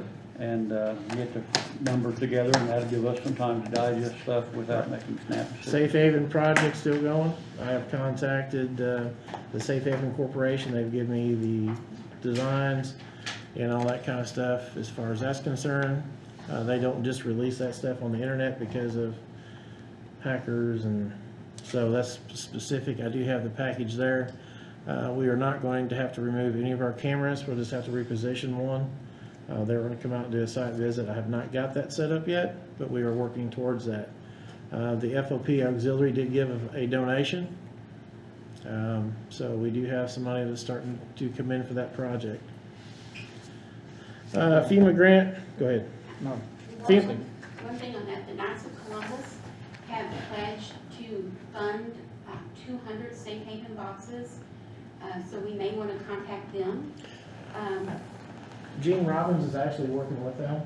Okay, well, you didn't say that, so I just Yeah, wanted to no, make no, sure that was and she an has, I just opportunity. haven't got the email that she has been working with them also. There were 10 grand that Right. they like volunteered. Last to year. get 200. Okay. Also, I've approached, because I'm a member at the Austin 120 Lodge, they are going to give some donation from the Freemasons. Also, I want to contact the George Rogers Clark, Scottish Rite. I'm a Mason there as well, and they will fund projects like this. Or Oddfellows want to put something in. Right, and then I also have Morgan's has been supporting this project over Madison. I will be getting with those. I do have the contact information for them.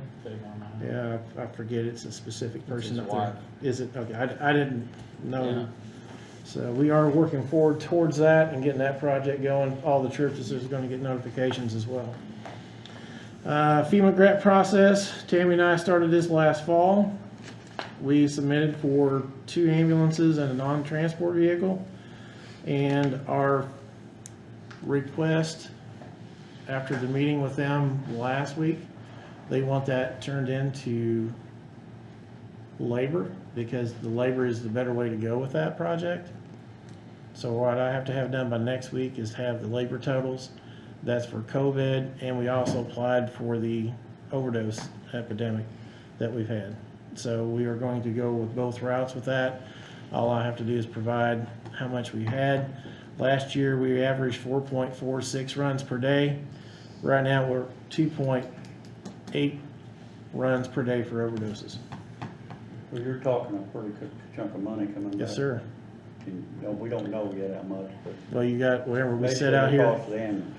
Right. Whenever we sit out here at the clinics, whenever I go out and do the vaccinations, whenever we haul the COVID patients, all that comes back. That's separate from the CARES Act money that we've gotten in the past. So we can't capture between March 1st and September 1st is what Tammy captured. We're going to go after September 2nd until now, and we can capture that. The reason why FEMA wouldn't do capital outlay is because those ambulances aren't just used for COVID and overdoses. They have a use beyond the disaster Correct. that we're talking about. So, and they would be used beyond that and also during the time of the disaster for multi-purposes. So it's better to tie it directly to the man hours that's associated directly to the disaster, which in turn will probably end up being more money because they Correct. were gonna consider 75% of what their COVID project. If it had been one ambulance tied to, all dedicated to only those two Right. things, they would probably, And Yeah. just for the sake of knowing, if we get that money back, does that go to the general fund? that will be. Or that'd be in- our decision or the council decision? Yeah, well, Hang- that will be something to see Hang what. on a minute, I thought you bought 2 of the ambulances, or at least one of the ambulances you One. bought through a FEMA grant. No, we bought it because we were scheduled that truck in the 2020 budget of $150,000. No, when you came to the commissioners last year and said that you were telling us that you were gonna buy this ambulance with CARES money, this ambulance with CARES money, this ambulance you were gonna buy with a FEMA grant. And you applied for the FEMA grant, which I know they're a year out, so, Truck 5 is going to be the FEMA truck okay. because we bought the original truck. we So were I guess scheduled- in turn, what I'm saying is, she's saying the money's going to general fund, spend it however you want.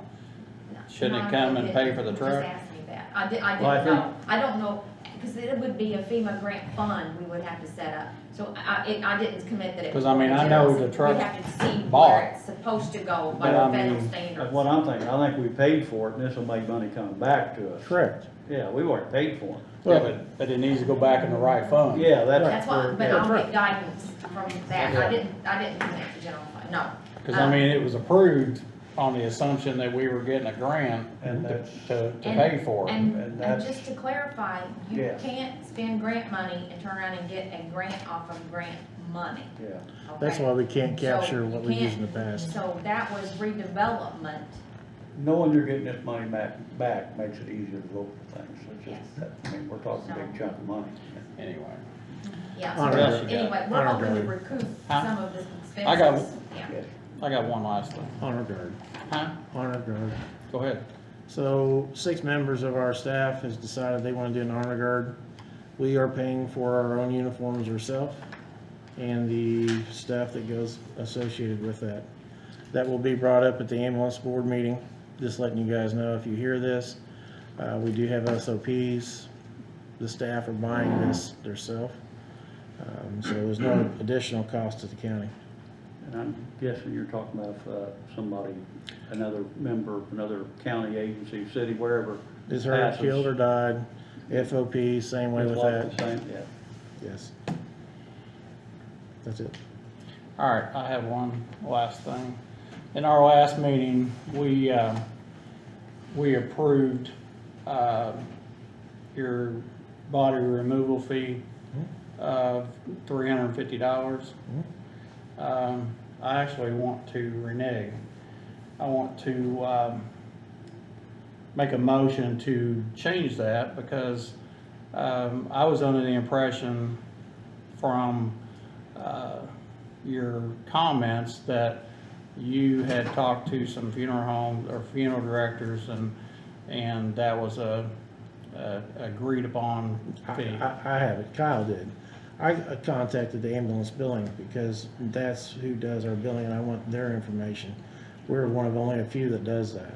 Well, I'm gonna make I want to rescind my vote and actually I'm going to make a motion to change that from the $350 and it was originally $100 and I'm gonna make a motion to change it to $200. Okay. I think that, you know, I think that fee might have been out there in 215, might have been 205, I don't know, but to raise it $250, I think is a little different. And I'm gonna give you a little insight of why I'm wanting to do this, and it's twofold. First of all, I think that's kind of a higher, you know, that's a heck of a jump. It's like somebody raising the price of pot for sugar going up. But anyway, the other part is that if this fee is not accepted by funeral homes, then you're gonna leave the scene of a deceased person, just like we were talking about in the very beginning, in an hour or however long it takes for the funeral home to get the phone call, to get somebody to come out and pick up the removal of a deceased person. That could be another hour or more, and without anybody there. You know, so it's twofold for me. I think the fee's too high, and the second thing is, I don't want to leave a deceased person in a home any longer than we have to. So I'm making the motion. So I'm making a motion to reduce the fee from $350 to $200. So You're not getting it, what are you getting now, anything, before we voted? $100. You were getting 100, let's put it up to 200. So I would agree, 200% increase. Yeah, fine, maybe, yeah. It's a little high, but I just, I'll second the motion. Yeah, fine, yeah. I made the motion, Randy seconded, John made it unanimous, so we're gonna move that from 100 to 200, reducing it from the 350 that we agreed on last meeting, so. So I'll just get with you and just, you'll have to sign the new one. Okay. Yep. And all that will go is to the ambulance billing service, so they'll keep it on file. Okay. So that's what we do. All right, thank you, appreciate it. Yep. Thanks. City of Scottsburg. Appreciate it. City of Scottsburg parking lot project. That is the cage over here. I just was Yeah. asked by Jill to put it on the agenda. Oh. It's just kind of a reminder to see if you guys had an update or anything. Did we get a letter or an MOU or something with them? You guys already signed an Okay, interlocal with them okay. last summer, actually. I think it's just a point of when we start paving and, I talked to Mayor yesterday about it, just, and he really just, all we had to do is get together and get it. I guess He's my ready. question, because I've been on that lot a couple of times, I guess we need to probably talk with him. Were we gonna do the site work too? Or or is Jason going to get it leveled out, graded and set? So I'll reach out to Jason tomorrow and actually the mayor too, if I have to. And 'Cause I just remember paving and striping. yeah, I thought we That's were all just I paving remember. it, so I'll get with Paving and Jason. striping, and I think maybe we had to do some shrubbery up on the front end or something. Yeah, we were gonna put a flower bed up there, because there is not gonna be an entrance way off of First Street. They were gonna close that, and there's other thing we gotta figure out, and we really need to get on this pretty quick too, is how we're gonna assign county employees to park over there. I mean, they're gonna have a sticker, or they're gonna have, you know, Oh, I don't or know just about tell them to that. go park over there and good luck, you know? Have we looked into, and I'm only asking because I have not looked at it in a serious manner, but have we looked at, after we pave that, which way the water's gonna run? Downhill. Guaranteed. Hopefully not in one of the buildings. Quote that, That's will what I'm you? wondering. I'm wondering if, because a lot of them, places have got, what is that first business there right there next to? Avco, Avco. but the other one's at Raleigh Campbell, Mike Carter's law firm. Yeah. But a lot of, I know what you're saying, because on the Avco, which is Denny Grish's building, it's got a crawl space, and there's a gate or grate there, so if you raise that up, It's, you're probably gonna pour water in the well, it'll be basement or flood in the water, underneath all that the building. businesses will be liable for, so, is this something? I couldn't help it, Randy. You I walked know, into it. I walked into it, but, I didn't know if we need to look at. Well, there might be some adjustment here. I'll get with Jason Putting a tomorrow. burden. I'll get with Jason tomorrow, and I'll get with, the mayor about them getting the site ready for us, and all we're gonna do is walk in there and pave it, And stripe it. stripe it, so. And that's not even been decided yet, how we're gonna put cars where they're gonna be at. Well, if they close the alley, which I think they've already done, or they're going to, so that widens it a little bit more, so I'll let somebody else, determine which way the cars are gonna flow. When I talked to Terry, I think he wanted everybody to start coming in off Second Street in and out, rather than back out on the square. No, there won't, that's what I just said, Yeah. there won't be access to it from here. So, anyway, But yeah, we need to get that ready. I'll get with them tomorrow too, cause, so anyway, Stony Brook Drive update, what's going on with that? It was just on there, it was tabled, so I didn't know if you guys had anything to Actually, report or not. I'm gonna be honest, I have not got out there to look at the two culverts that we were talking about. We talked about, The talking to culvert. Patrick too, about the liner or whatever. Where's he even live at now? Oh, Patrick, he lives out on Bloomington Trail. Is he still in subdivision? No, he lives out on the first house, in his mom and dad's old house, the one out on the road. I wasn't So- sure if he's still. Actually, his son's on our fire department. I'll get with Patrick and see about lining that, see what he says, so.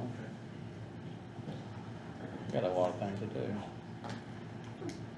But the one we talked about was up by Meridian, is that correct? The one that did not put in. And, I mean, but to me, I wouldn't be We can get away so, with putting that. I wouldn't be so opposed with breaking the blacktop there. Somebody can get away with because it's right at Within our right of way from our road, I would say Yeah. we probably could. So I'll get with him about the culvert, and then actually, one of us, or both of us wanna meet out there and kinda look at the others, so. But let me check on that lining of that culvert. What size is that? Do you have an idea? Is that The one that needs to be put in by Meridian? no, the other one. I believe they're both 12 inch, I believe. Okay. And there's galvanized? Okay. The All one- right. The one by Meridian will probably end up having to be a 15. Okay, all right. I'll put that on my thing here. Health department, we'll just push that to the next meeting. And, but I do wanna get that into the county coffers there. Health department Bay Area. I went out and looked at it. That's what Randy talked about the last meeting. I Yeah, think yeah. that's what you meant about the heaters. Mhm. And just so I get it, yeah, there's the heaters and there's also some, where there was a garage before, some of that stuff she wants taken down. I'm not sure what all that's all about, but. Yeah, well, there's some air lines, there's some grease lines hanging down, there's Yeah. some stuff on the, hanging off the side of, some I-beams that can be removed, to keep, the employees from running into them and getting gouged. Just to kind of make it look more like Well, I could see like where, what it is. I could see where, in cold weather especially, I could see the need for it. I don't remember the numbers we had on that. You remember what it was gonna cost? $5,000. One was I thought it was 35. 7,000 total I or don't something. remember. I don't know if there's a rush on it, but I don't even know if we have a, I don't think it's gonna get cold. not for a few months. Well, no snow today. But with the price of materials going up, you might want to run as fast as you can at it. Well, at least at least get the stuff bought if we gotta pass it, if we're gonna do that, and then I don't get to go to council or there's existing money there or not. She said she said she had in that $40,000 grant money that she was gonna pay for We it. did. So, So do we need to vote on that tonight, or can we? That's up to you guys. Well, I If know, you want to, pick somebody, whatever, or what part of the work you wanted done out there. what's, Is that an opportunity for the sheriff's crew to go out and do some stuff there? not this. I don't think so. Not You never this. know. Yeah, Well, yeah, can we agree whether or not I'm for it. that we're gonna let them do Yeah, it? yeah. Well, Okay. she's got the money, and it's not like it's, Yeah. and I hate to, I'm gonna say what John usually says, is that taxpayers are funding these grants. I Yeah. mean, people wanna say, oh, it's free money, nothing's free. I mean, not even cell phones in I've started Ohio. using words Yeah. like, we're not using as much local money. Yeah, well, Using grant money. nothing's free in this world. Yeah, We had three contractors, submit on that. Me personally, I would like to take the two bottom, lowest bidders and, just a real quick work scope on what they're proposing for that price. Make sure they're comparing apples to apples, because it was, Do you want the two, vendors to go out there and you tell them what you want them to do and then both of them quote that work? Because is this just a demo part, or you guys want to actually do the? well, there's There were two separate bids for each of them. Right, so do you Yeah, want to we'll do the just- heater right now, or do you want to do the demo? Because I know you guys kind of talked about splitting it up. I'd say do both of them now. and I like the bidding. I like that, even though I don't know if we have to or not, I like to. It's Yeah, me under too. a dollar No, we amount, don't but you have don't to, even but have I- to do this. You could pick somebody and tell them to go do it, so I Yeah, mean, that. no, Right. But now if we do a bid, you'd probably end up having to come back for us, all of us vote on Yeah, it. yeah. But I just wanna, okay, so we got the two lowest bidders. Yeah, And I think we need to go out there, and we can all go out there, ones go out there, or whatever, I don't care. yeah, But just to make sure that both contractors are bidding on the same Same scope amount of of work. yeah, they need our specs, what we're gonna expect of them. So we need to vote on this tonight to move forward with it. If we do, I'll make a motion to move forward on this, giving the health Two department the levels. authority to get their project rolling along, and then if they need more for the bids and whatnot, come see us. Yeah, Is that good? sounds good to me. Yep, You second that? I made the motion. Okay, I'll second. I'll make that unanimous, but just to clarify, we're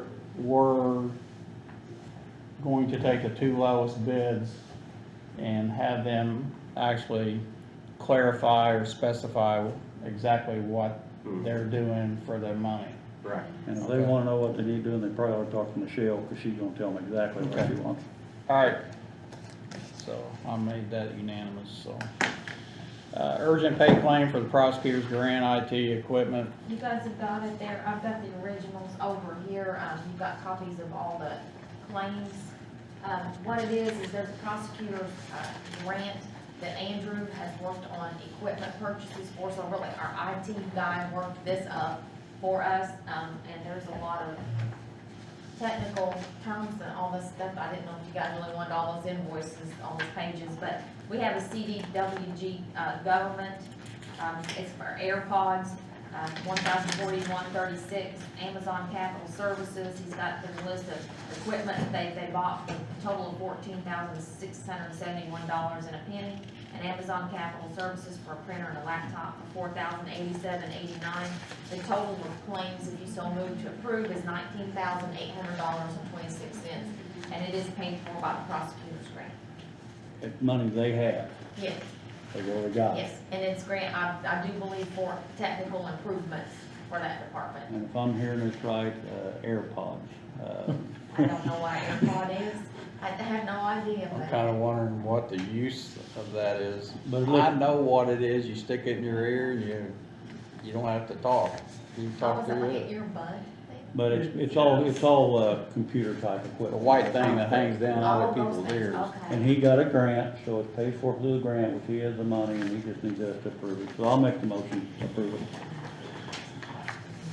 John made a motion to approve, the money that's already has a grant to pay for it.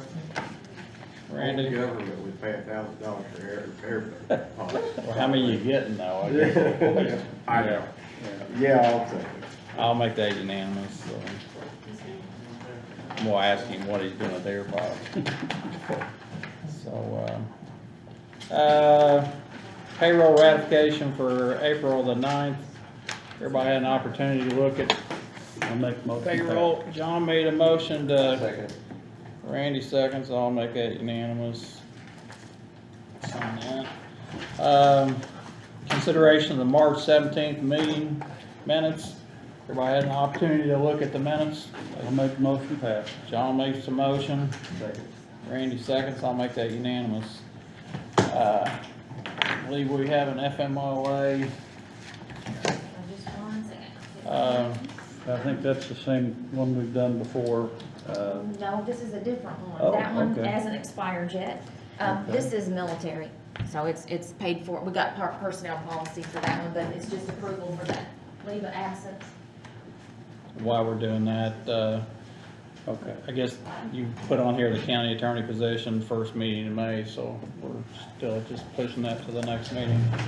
You guys agreed to that. Yeah. Yeah, I'm fine with that. Okay, I guess we're, John, you got anything you wanna talk about? So did you guys move to approve military? Yes, I'll take a motion to accept the request. Second. Yep, yeah. I'm for it. Yeah. Second, third, fourth, unanimous, whatever. Sorry about that. John, you got something? Do I? You got anything else?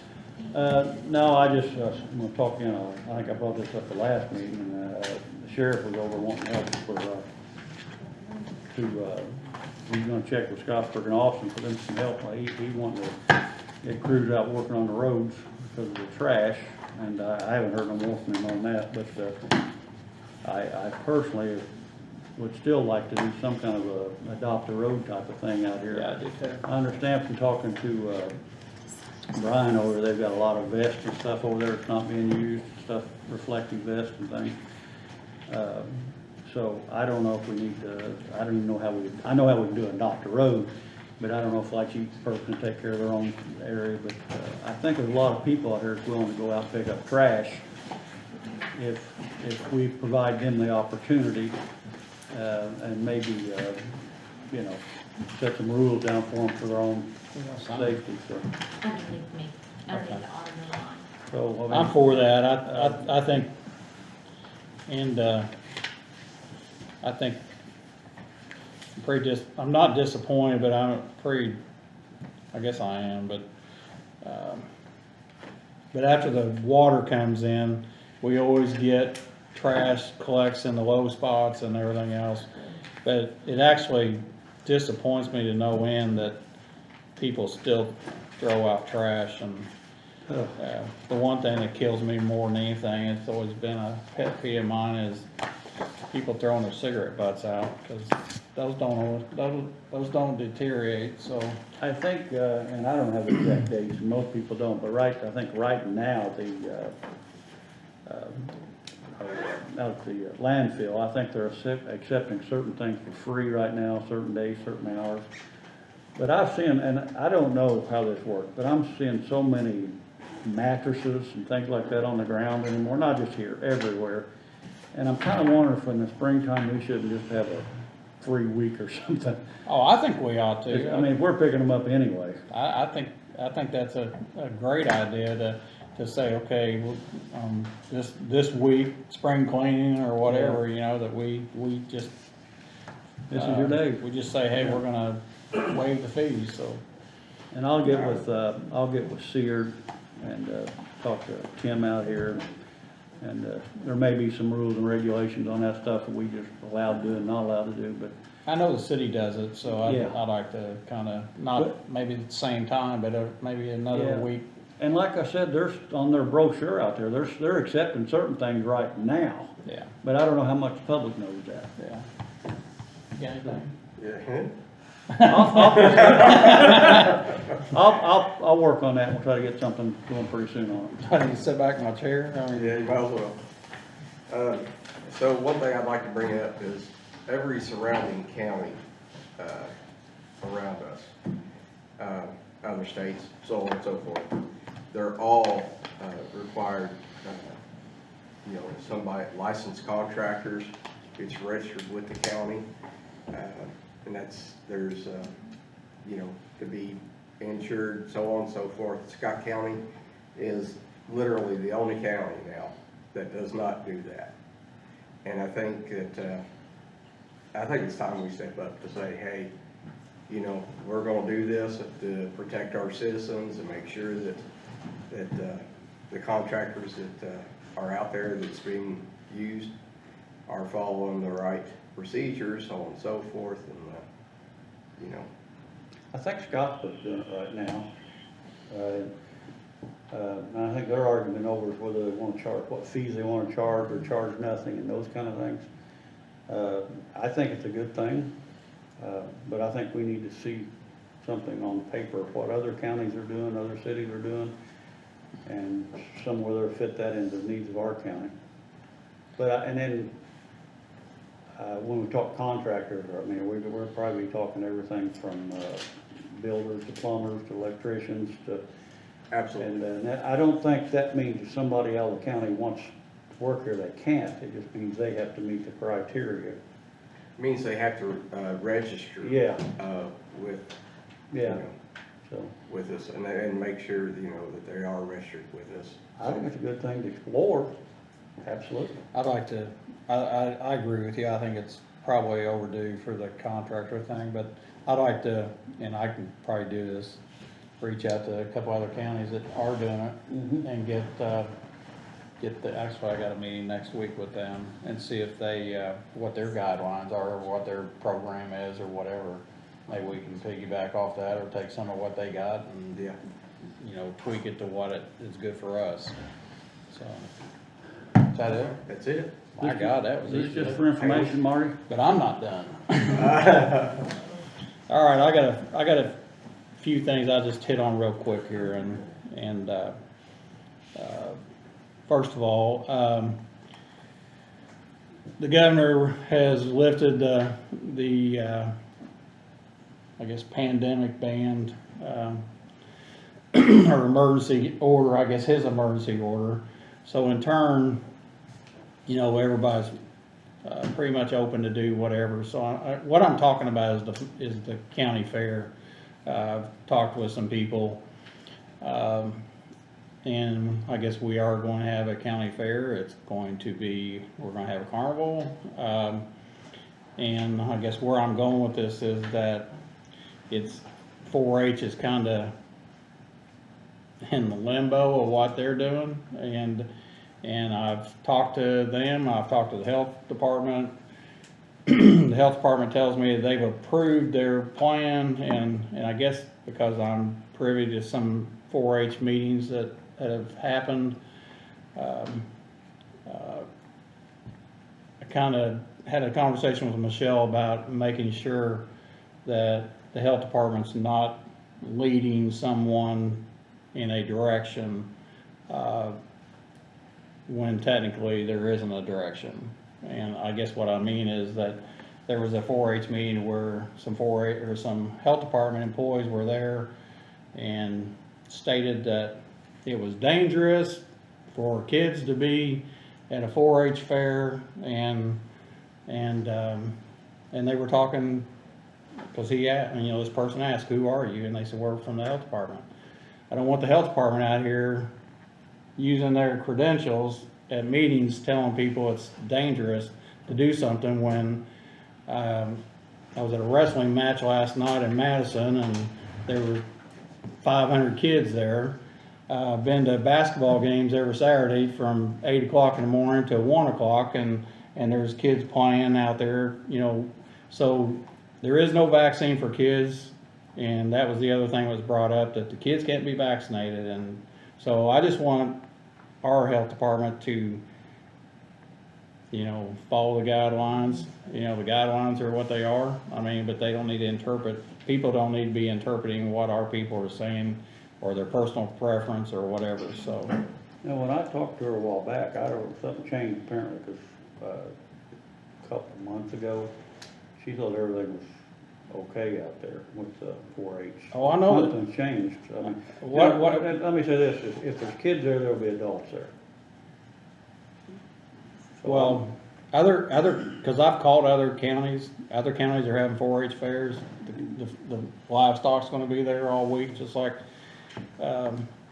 it's just, we don't need to be any different than somebody else is what I'm getting at. Our kids don't need to be penalized because we're doing something different than other counties are doing. So that's the one thing I have up there.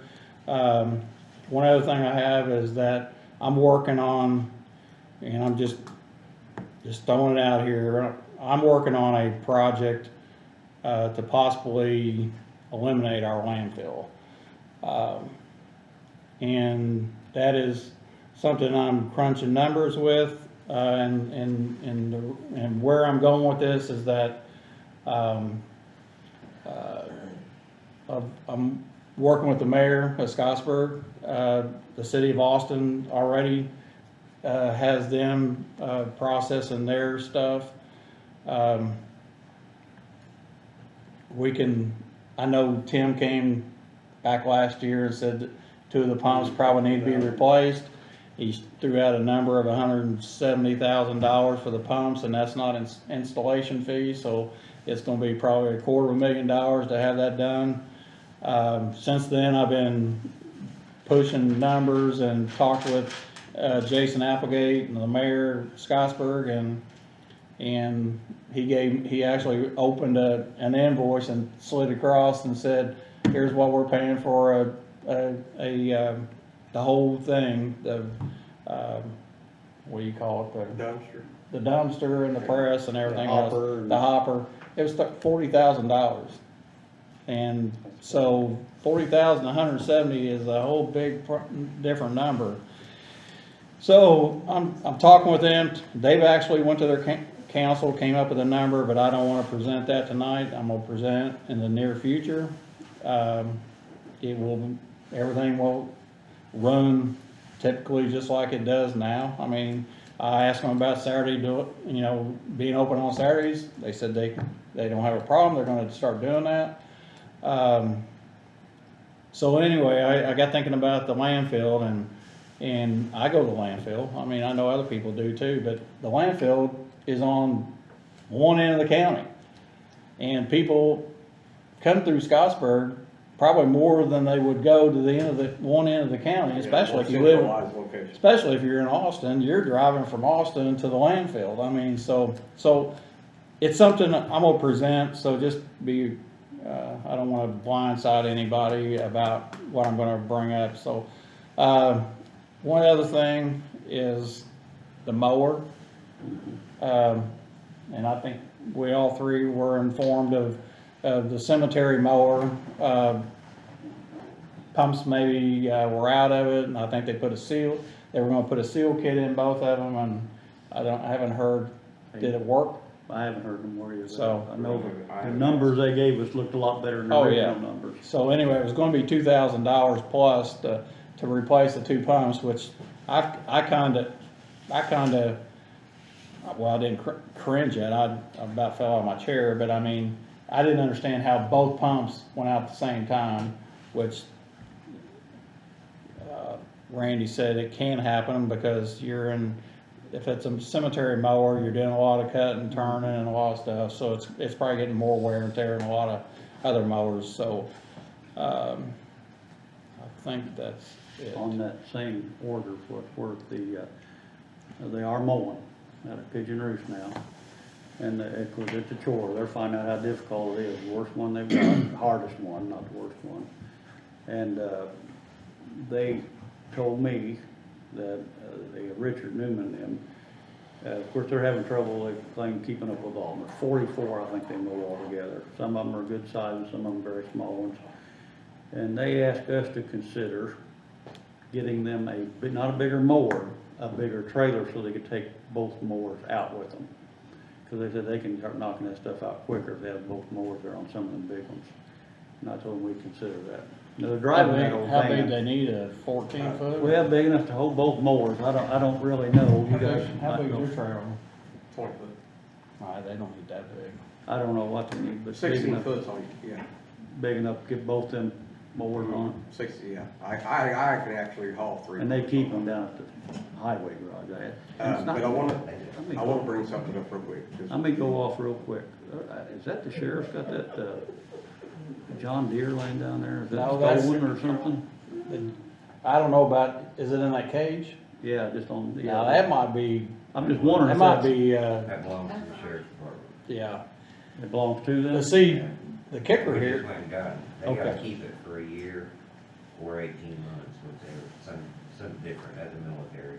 Okay. the kicker here with is the mowers that were with the corrections departments, which, after I got thinking about it, they were just riders, they were not zero-turn mowers, so they're over there in a shed or something someplace, but what do you got? Okay, on the pumps being wore out at both at the same time. It's not so much that the pumps was wore out from operation as it was the fluid was wore out from the extreme heat from the operation. So I'm just saying that because it needs to be brought up that the fluid will have to be changed, the hydraulic fluid have to be changed more often, or we're gonna be replacing pumps. Then we got a maintenance issue, it sounds like. It is, Yeah. but, like when they tell you like every 50 hours, you gotta change your hydraulic fluid. If you're working in the cemetery, you better change that about every 25. Right. You can't follow, Standards. yeah. All right, well, Well, I know $800 sounds a lot better than 8,000, that's costing me. well, actually, when I thought it was older than that, Yeah. it was 3 years old, because I said, if it's any older than that, we'll just buy another one. Yeah. Because I wasn't gonna spend $3,000 on a $8,000 mower, and it's 10 years old or something, but it wasn't that old. One last thing, and I know this is, gonna be, confrontational, to say the least. But, I'm probably gonna make a presentation at our next commissioners meeting about the needle exchange, so, for everybody that's against it, for it, whatever, I guess, bring your comments, so, I've had too many, situations, again, being a fireman, of, needles, supposedly, and I know the health department does a decent job of trying to keep those at bay, but I just don't think the people that are abusing the system get it, so. Now, you're talking about the next meeting 2 weeks from now, Yes, because we got one month. no, the next official meeting. Yeah. So anyway, I did some research. There's 92 counties in the state of Indiana. There's only 6 counties that have needle exchange. So so bring your comments. So that's all I got. I was weed eating the other day and hit a needle and it stuck in my pants leg. Well, I actually had a run, not me personally, Scottsburg Fire Department had a run that, Oh, thank you. we had a run that, was kinda scared. I mean, not scared that I was gonna run, but I actually told all my people to get out of the house. I mean, it was pitch dark, stuff everywhere, and I took the needle out of the guy's hand after he told me he didn't have any, and then I started shining the only light I had was on my phone, and everything I could see was an orange cap or a needle, so, so anyway, I asked our people to get out because you couldn't see anything and there were needles everywhere, so, but anyway. She just dropped this on us as far as, I think that's something we ought to be. That was talking the thing that Sheriff Gooden said. Oh, it's a Put in your all's report. mailbox. Yeah, It's not it's- happening. That's Yeah, 2 years in a row, we've got a real good, so I think that's, we ought to recognize. Well, it. We're doing a good I job. remember at the insurance renewal meeting that Liberty gave us a better quote than the actual travelers that we were with as our underwriter because our inspection had came. And that we had the first year, so I'm hoping that it'll help us hold steady if we have continued success and they look at this again. So I'm hoping it'll save us some money this fall because it helped us last fall, so I'm looking for a return again, or at least hold steady, so that would be great. I'll entertain a motion to adjourn. I'll make that motion. I'll make that unanimous. As long as you don't make no pandemics. Turn the hoot owl off.